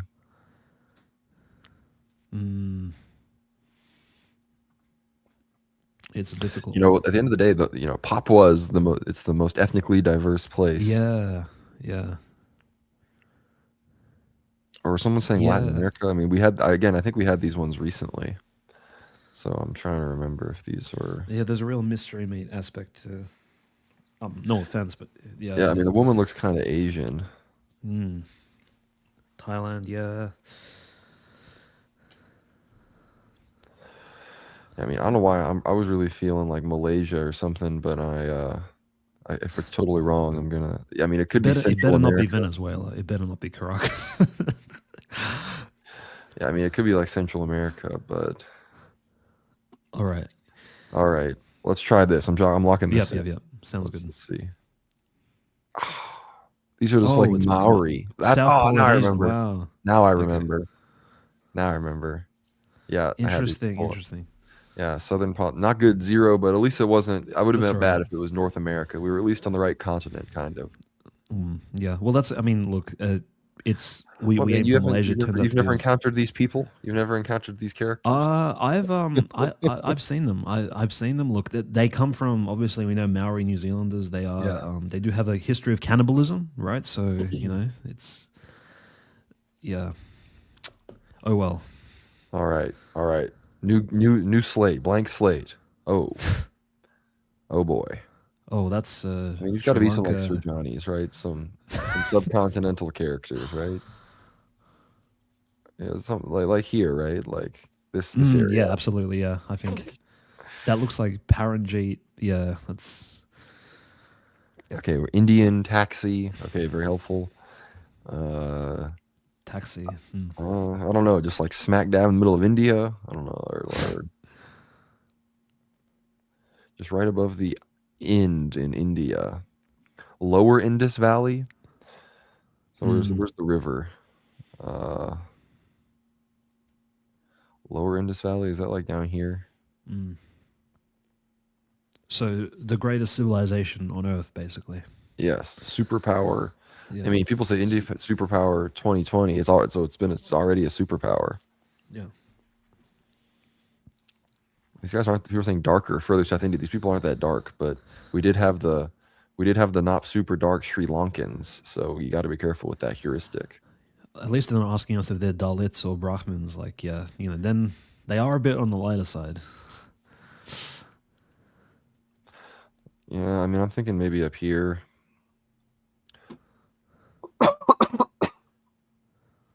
These are just kind of normal Indians at the end of the day.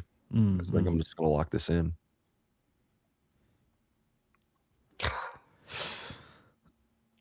Ooh. I knew it was Karalids. Indid subtype. Wow. Well, at least we're on the board with 1909, but we're definitely already out of the top 10%. But yeah, North for sure. Northern India. Northern India. Yeah, thanks, guys. Okay. Indid subtype with a position intermediate between North Indid and Grakile Indid. You're telling me you're finding these people on the Maldives? The Maldives are like the darkest Muslims that exist. But you got to give the Maldives credit. If you have an Israeli passport, you're just banned. So, respect. But all right, next round. Oh my gosh. Oh, it's the same area. It's just a different cast. Yeah, it's just more Sir Johnny's. Gosh. All right, guys. Redemption. What do you guys? What does the chat think? Like it's like the round where I got like 8 Africa. It's like that, but with the subcontinent. Ah, I mean, look, we got to also consider Pakistan and Bangladesh. Obviously, yeah. India is always going to be more likely, but I would say Birmingham, but that's probably a bit yeah, inappropriate. okay. Yes, Yeah, Liverpool. Liverpool, Manchester, yeah. Yeah, I mean, what are I mean, these could be like Kashmiris, these could be like Pakis in some capacity. These could also, I mean, could be anywhere, man. I'm losing Yeah. these bobbleheads. I got no idea anymore. 1.5 billion people live in this area. Like, it's actually very hard. Yeah, I mean, 43 languages in one in India. 6 people are Indian. Mm.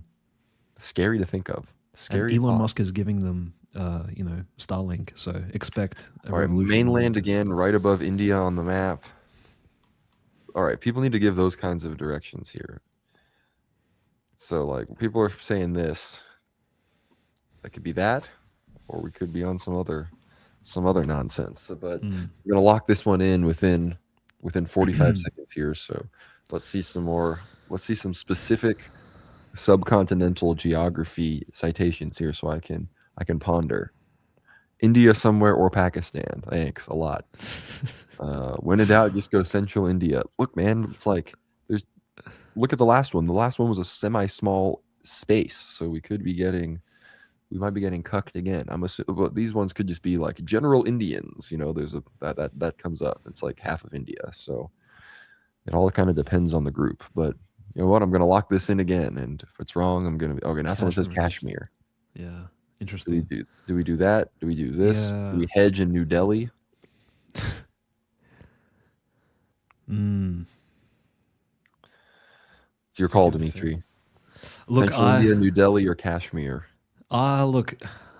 Actually, let's try it. Let's try Kashmir. I'll take this one. All right, Let's try. Let's do It's a gamble. Yeah, let's do it. Sri Lanka, no. I literally did we get these ones last time? I'm gonna look retarded if I'm just insane. like missing ones I got like Wow. on Thursday. Well, these are the people that probably saw from the coast of Sri Lanka the Iranian Dina IRIS ship get shot down right by the American submarine. Maybe Like, this is that happened they like right witnessed it. that would have happened like right over here. Yeah. So Wow. yes, in my favorite town of Thiruvananthapuram. Yeah. Man, there are based Orthodox Christians living in Sri Lanka, by the way. Yeah. All right, man.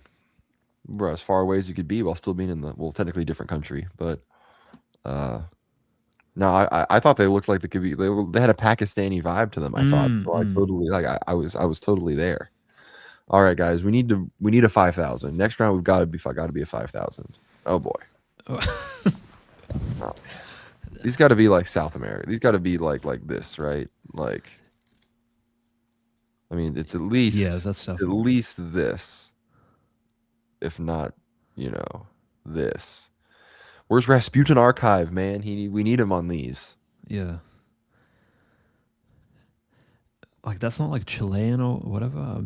I don't know. I mean, yeah, is it like some of this nonsense? Maybe some of this. Like some of this.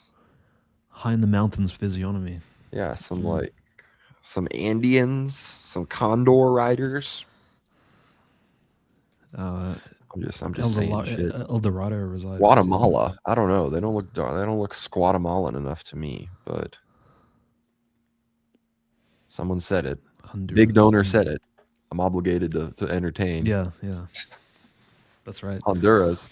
I don't know. I mean, it could be Central America, but Chileans look Jewish. Okay, that's. Do they resemble the Olmec heads? I don't know. Amazon. Okay, so we're getting everything at this point. We're getting freaking boom, bang, bop. We're gonna be living on a prayer here once again.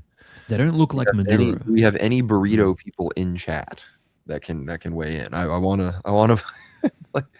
Do we have any beans and rice heads in chat? Because I want to trust their opinion more. Costa Rica. I don't know why, but that sounds slightly more correct. Philly. Okay. The American jokes are funny, but like we get. They don't seem too southern to me because I've seen people in California and Arizona that look like them. Okay, well, you can find people in California and you can find anyone in California and Arizona.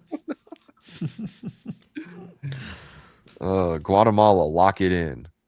Come Yeah. on, man. Like, you can't tell me to lock nothing in, man. Like, who do you think you are? If you want me to lock it in, at least send a super chat, okay? Like, if you're really confident in a guess, pop $2 behind it, and then maybe I'll be more. I'll think you believe yourself a little bit more. But I don't know, Dimitri. What do you think? What are these characters looking like? For whatever reason, I thought they were like high mountain residers in South America, but you know, it's I've realized my expertise in actual ethnoguess is probably not that good. I'm not a fellow anthropologist. Hey, man, you just gotta play. Look, I've played what? What have I done? Like Yeah, 30 something yeah, rounds. yeah, yeah, You yeah. get better. Yeah, okay. Inuit. Oh, People are saying, nah.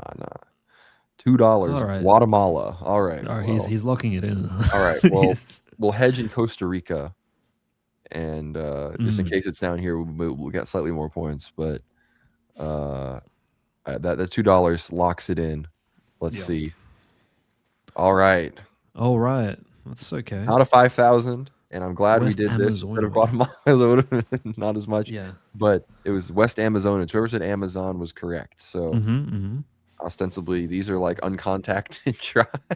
Yeah, Jacob, Jonathan Kelly said Amazon. Yeah, that's right. We have some real Yeah, that's why we anthropologists do a in the little chat. hedging. All right, Yeah. not bad though. All right, on to round 5, halfway through. Where are we at now? Oh my goodness. Alrighty.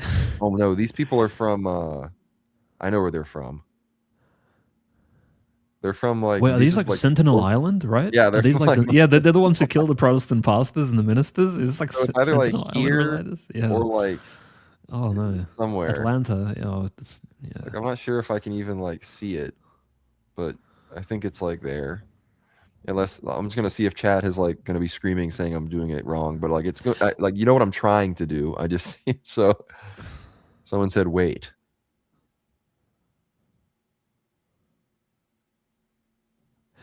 Wait, the females on the left and the males on the right, right? Is that? No, it's the other way around. Oh, okay. Females on the left. Yeah, they're Wait. very androgynous. Yeah, it is actually. Northern Malaysia near Medan. Whoa. Pretty sure these are islanders, brother. But we're already in northern Malaysia, basically. Medan. You talking like here? Here? I don't know, man. I think these are just like island people. We can go here. So even if you're completely correct, we'll still get a lot of points.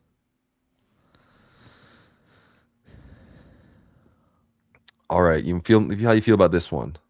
I'm happy actually. I recently was reading about the people of the Sentinel Islands, and Yeah. I don't know, I'm feeling it. All right, let's do it.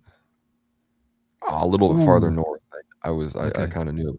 We were right. Yep, South yep, Andamanid, isolated type, typical for the Andanese region. Yeah, we did it. See, Close Andamans. enough. Yeah, close enough. Yeah.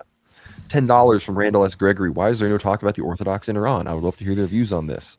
Brother, there's no talk on the mainstream media about the Orthodox in Ukraine, and it's an Orthodox country.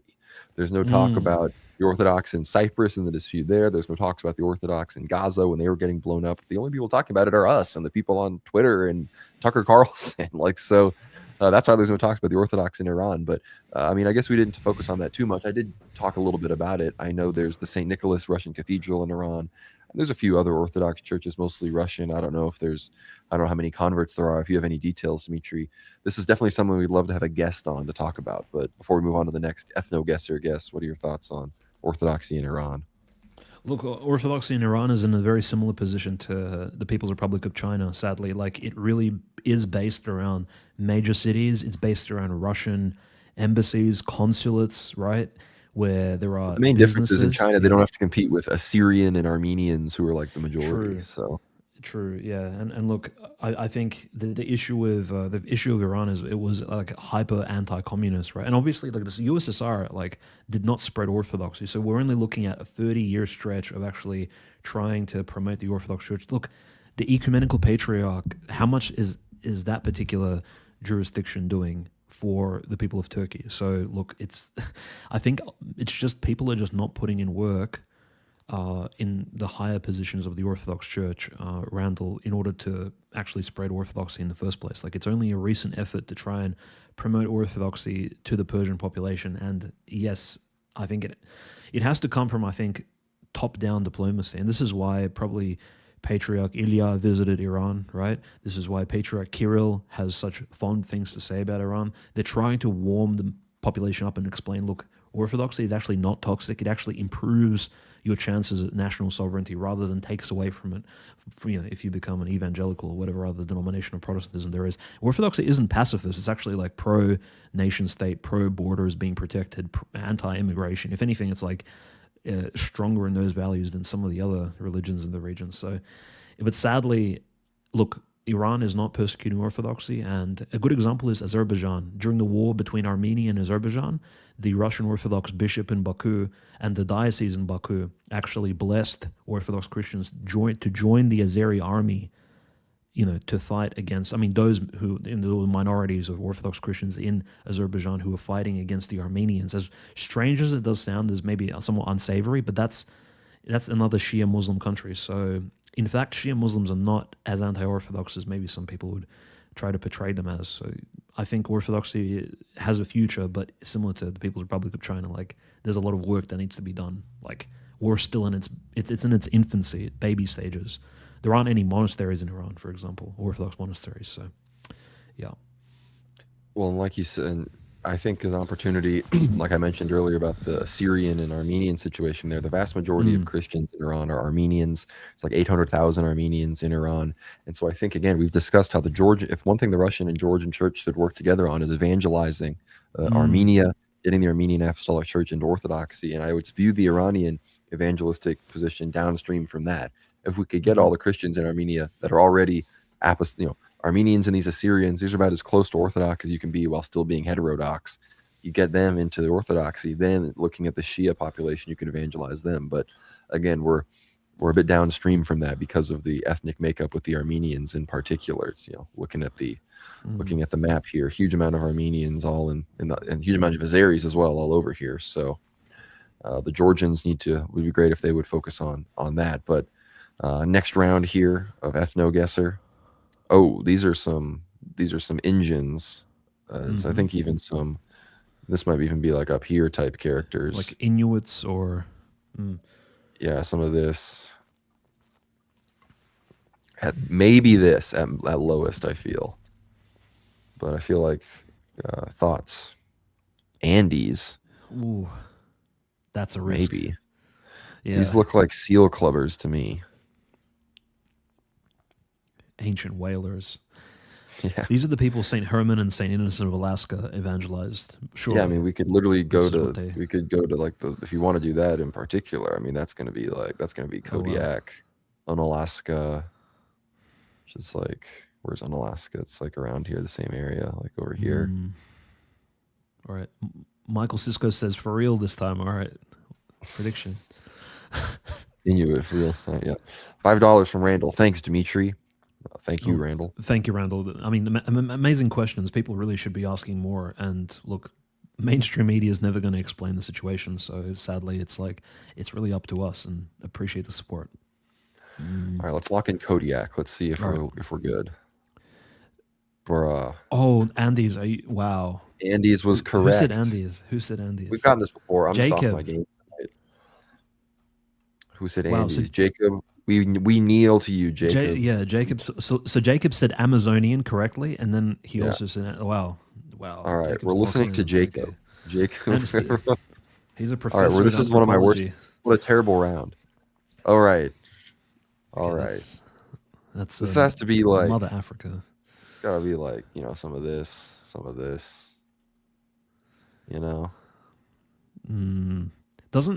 It doesn't quite look like, Myron Gaines. It's like a bit south, yeah. We're waiting for Jacob. Yeah. I don't really care what the rest of you guys have to say at this point. These look like Deji and KSI. Okay. One of them is a woman, so. But Jacob, what are we? We're waiting for the the phrenologist here, the anthropologist. Someone says Congo. Congo. Congo, the country, or the Democratic Republic of the Congo? Because technically, Congo is this.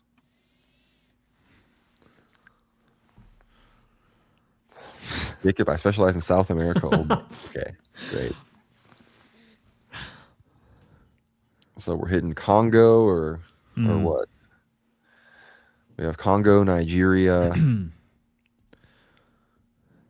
Look like my No, I'm info. still feeling. I mean, I'm still feeling more like this. Like maybe we do this. Don't they have like a Loch Ness monster in Africa somewhere in the lake? It looks like, you know, Cameroon. Cameroon, the big Congo.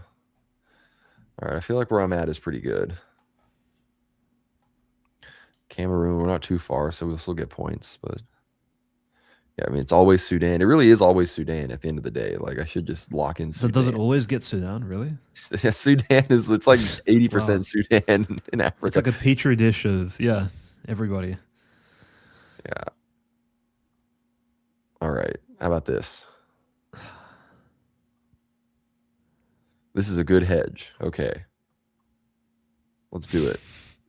Or do you have a different opinion, Dmitry? If you're feeling something. No. Look, this is the first Africa one we got, so all right. I'm happy with your guess.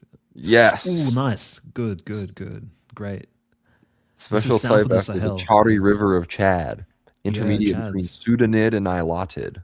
So these are the people Wagner is helping. These are the pro-Russian population. So Wagner's there. Salute to the Chad. The Shari people. Yeah. Well, that raises an interesting question, man. Is Wagner helping the Rapid Support Forces?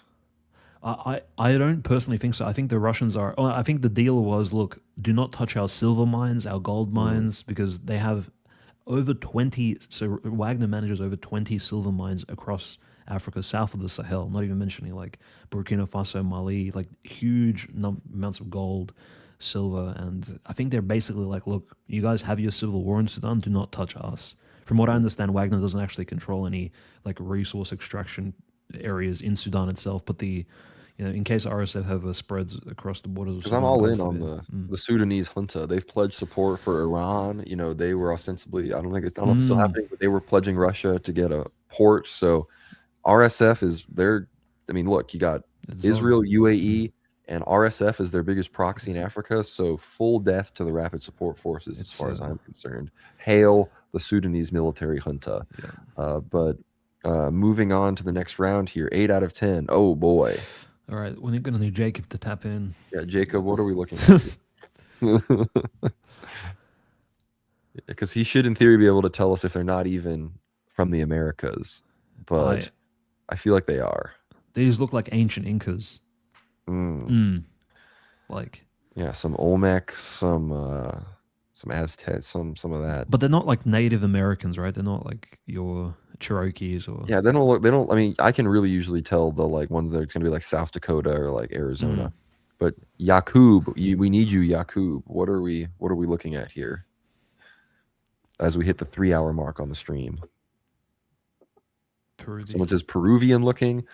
Look, Rasputin Archive would be able to lock that in for us. But yeah, there's a poncho on. There's definitely a poncho. I feel on, the poncho many of these. Yeah. Someone said Andes. We're waiting for Jacob. Where is this man? Jacob, we need your assistance. Jacob, if you can hear us, please save us. Closer to La Paz. I did guess. I got a 5K guessing close to La Paz the other day. But I like the confidence. That is truly the land of the poncho. I mean, that's like Machu Picchu. Forgive my ignorance, but where is La Paz?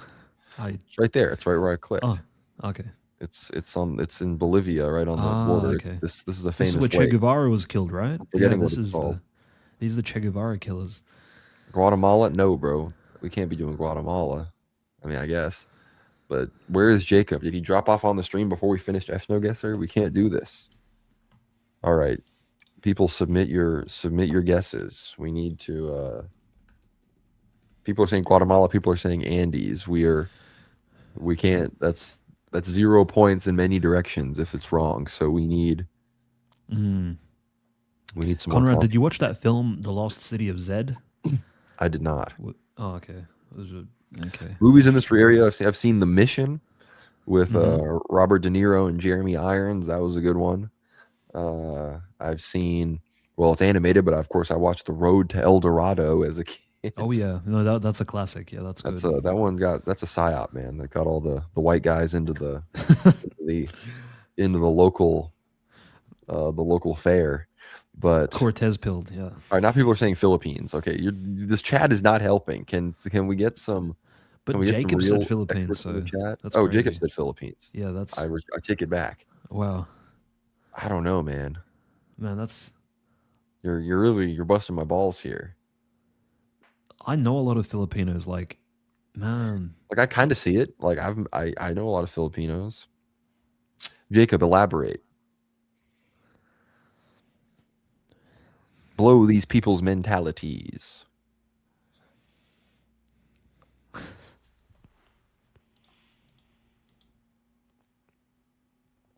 We're waiting in silence. Look, I'm willing to go. Look, he's been right on these types of people in the past. yeah. But Look, who if this knows? breaks Jacob's streak, we'll have to take a more skeptical approach. Yes, we'll All have right, to so drag him yeah, outside and execute him. So, yeah, uh, trial.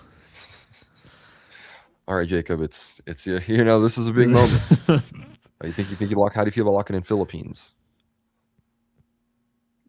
Look, this is why we play the game. So Yeah, look, let's do it. 3, it's a democracy. 2, 1. Okay. It's over. Oh, we got it's the Incas. Yeah. Yeah, it's You were literally right, bro. it's the Incas. Yeah, That's actually, okay. Colombia. Wow. Sorry, Jacob. You will That's be right. executed by Everybody the makes state. mistakes. When Siberian Jan Gulag, but Vatatzes- you can enlist into the special military operation to cut your, yes, when your Jan service Vatatzes down. takes over, you can enlist That's right. and help. Yeah, there's some Darien Gap, literally Darien Gap people, right there. That's crazy. Yeah, right there. All right. All right. 0. We're doing very poorly. Oh, some Ooh. Orientals. Now, all right? Alan was in the chat. Of course, he's probably not here now that we need him.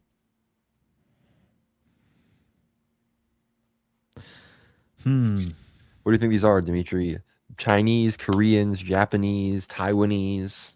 Those are the only Singaporeans? Like, maybe. no? Like, Okinawan.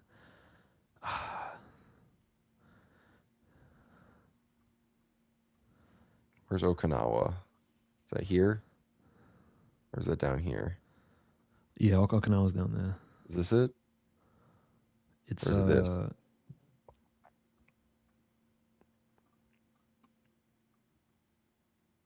Yeah, no, that's it. All right, let's see the chat. Chat needs to. Singaporean isn't a race. Yeah, but Okay, there's that's like a kind lot of of cool, Chinese. then. That lady is Chinese. Is Korean or Northern Chinese near there? All right. So like here, like Shenyang or Changchun. They're Greek. It's pretty clear they're Greek. I agree. How are we looking, Alan? Here, farther south, closer to the sea.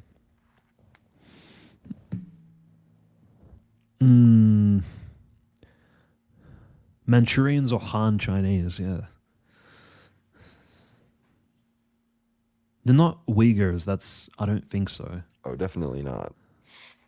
I'm waiting for confirmation from our resident Asian Emperor Alan, true successor of Puyi. Hedge south more for the population. Real. Let's go here. So All like right. Port Arthur, yeah. They look like they can read and write, not just horse savages. So true. So let's lock this in. Ooh, all right, good. pretty close. Wow, that's insane. These are Changkiangids, Synod subtype named after Changkiang Yangtze River in central China.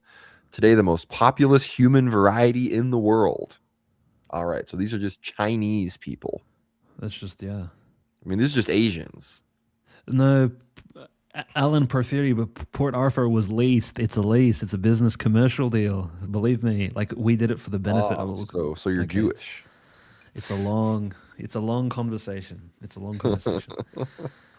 We can have All a right, we have a discussion. but at least we got how many points? We got like 4,378 points. All right, pretty good.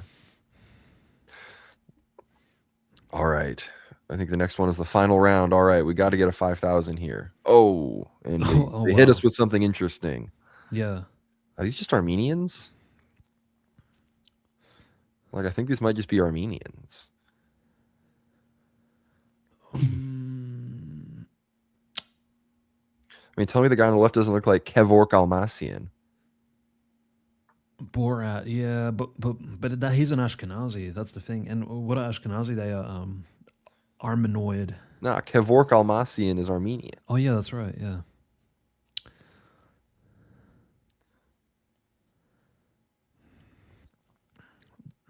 Parky is no way though. I mean, Look, these people are from here. yeah.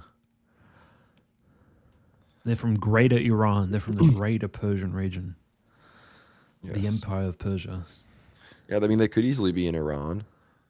Like Borat and Iran, Kim Kardashian. Iran, Armenia, Turkey, Syria. Those are all options. We have to compare the female to members of the Kardashian family. We got $2 from Alan. Port Arthur rental fee. Based, yeah. It's Arab/Persian looking. I mean, the guy doesn't look super Arab though.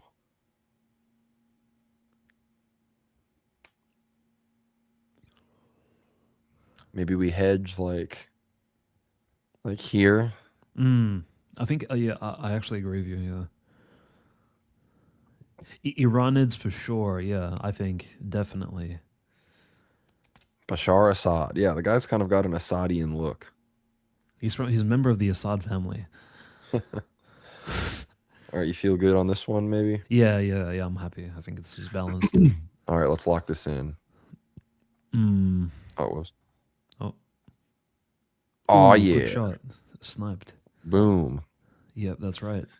Iranid. So these are the people currently being genocided by Israel. And distinctive type of the Iranian plateau, one of the main elements in Persians. Especially inside. Yeah, what a perfect way to end the ethno-guesser. There we go. Distinctive type of the Iranian plateau, an important element in Kurds, Talish, Gilakis, Luris, extends to Afghanistan and India, where it can be found in West Tajik, Darts, Nurdistani, Azerbaijani, and even Balti. Shows elements of Mediterraneans as well as Arabids. I mean, look, you would have even gotten it right if you guessed like right here. So is that Damascus or what is that? Yeah. Yeah. Literally Bashar Yeah. Awesome. That's some real ish right there. Yeah. But unfortunately, this was probably the worst round we've had. Still top 33% of today's players. So okay, that shows you how bad most people are at this. That's the bell curve right there. Yeah. But that was good. Dmitry, I think you did well. I don't think you were. I mean, I think you get several of your guesses were correct. We just didn't choose them. So yeah. That's okay. That's all right. See, look, it's and you get better the more you do it. So everyone's asking for another round. Unfortunately, no, we have a bit of news to report on. But that's the daily round anyway. Then if we did another round, it would be 38 guesses. So that would take way too long. But I'm reading the news, of course. Air defenses are now dealing with a missile threat. Please remain in a safe place and follow the warnings from the UAE Ministry of the Interior. We've got more and more alerts across southern Israel. Iranian independent outlets are reporting strikes around 4:25 a.m. local time against residences in Safaya Street and Qom, where most of the Shia scholars' residences are located. Now there's red alerts in Beersheba as well. All sorts of strikes coming in. But again, while the time, if anyone's listening to this replay, things will have changed. So Church of the Holy Sepulchre closed for security, allegedly. I did hear that. Yeah. Of course, I know Mm. some debris has fallen on Palestine, but generally speaking, Palestine has probably been slightly more peaceful than it's been in a while, thanks to the Iranian strikes. Again, I think one of the main things we're going to be looking for is, I guess I want to get your specific thoughts on this, Dimitri. We have $5 from Jonathan Kelly, world's top anthropologist. So true. Thank you for the $5. But Awesome. why do you think the Houthis haven't gotten involved, and when are they going to enter the fray? I think I think they were hit pretty hard by the US has shown that they're willing to actually expend over 100 plus Tomahawk missiles against them. Those Reaper drones. How many have they downed? 10 plus at this point. I think in some ways they are looking out for themselves first and foremost. It's similar to the Hezbollah. Like it took Hezbollah a good 24, 48 hours to really get engaged. I mean, it's a tough decision to say, yes, we are allied with Iran. We do want to support them because they have to understand like their own men, women, and children will die because of the decision they make to simply defend their allies based on a principle. So, in some ways, Hezbollah and the Shia Muslims and any patriotic Lebanese people who want to stand up to Israeli oppression, they have to make that calculated decision of like we are actually going to go in and do this. But it's tough. It's like just as Russia was hesitating to step in for Lugansk and Donetsk for 8 years. It's really hard making that decision to cross the line and engage in combat. So it can't really. I mean, I think the Houthis will definitely become involved if, like the West, the West Bank Palestinians become pressured, or if the warfare extends into the Palestinian people. But I think it's because the Houthis probably haven't made any promises yet in order to step in. They haven't, like Hezbollah. Remember, they actually promised this that as soon as the Iranian leadership is hit, the Shia Muslim leadership, we will step in, and they've kept their word.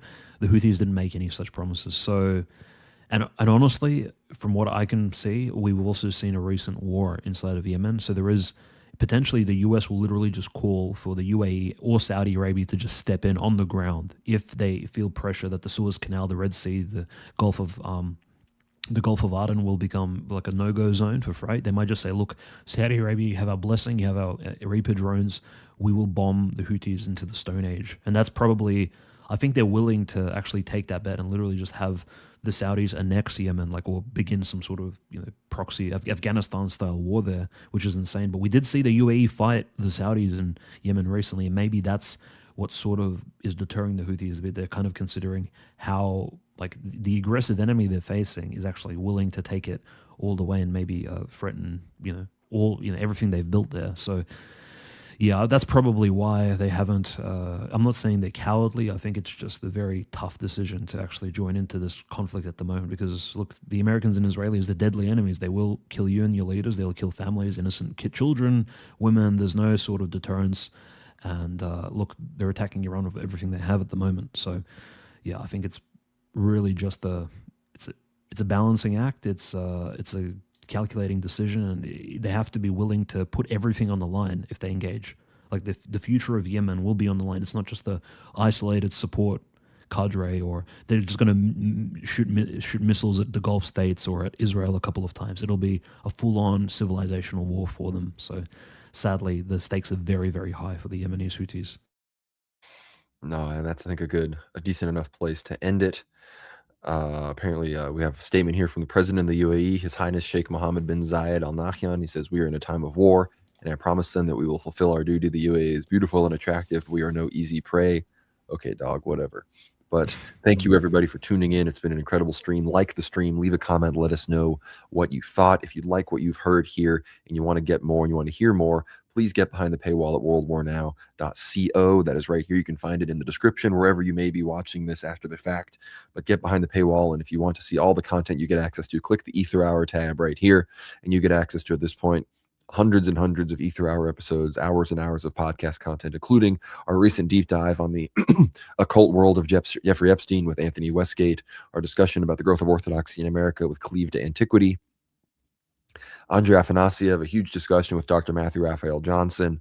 Our discussions and episodes all about the life of Rasputin, part 1, is now available. So huge amount of content, interviews with some incredible guests, Father Peter Heers, Abbot Shrifan, Metropolitan Mitrofan of Gorlovka. So huge thank you to everybody for supporting. If you want to support more than just getting behind the paywall for $7 a month, please visit the Buy Me a Coffee at buymeacoffee.com/World War Now. It's a really helpful way to support if you already, or if you just want to make a one-time donation. It's one of the best ways you can help us out. Be sure to follow us on YouTube. If you're not subscribed on YouTube already, be sure to do that at World War Now. Find us on Apple Podcasts, find us on Spotify, all of these places. Subscribe anywhere. There's no excuse not to listen to World War Now or to send it to your friends, because wherever they're listening, we are there as well. So please send this to anybody who is looking for unbiased, interesting, well, not unbiased, but objective, good, Orthodox or Christian or just correct analysis on the Third World War. Feel free to spread us around. It really helps us out. Thank you so much to all of the super chatters. Huge thank you to Porphyry Allen, to Paisios, Jonathan Kelly, Rasputin Archive, Sideshow Bob, Adam Michael, Tatiana, E-War Mapping, Alpha Bravo, MR Christ is King, Silversight, Randall S. Gregory, and that's it. So thank you all so much for everybody that supported. Again, thank you all so much for tuning into our coverage. It's been a joy. It's been, again, this is why I do what I do, because this stuff is so fascinating to me. So thank you for giving me the opportunity to do this for a living. And with all of that, Dmitry, I'll leave you with any final words.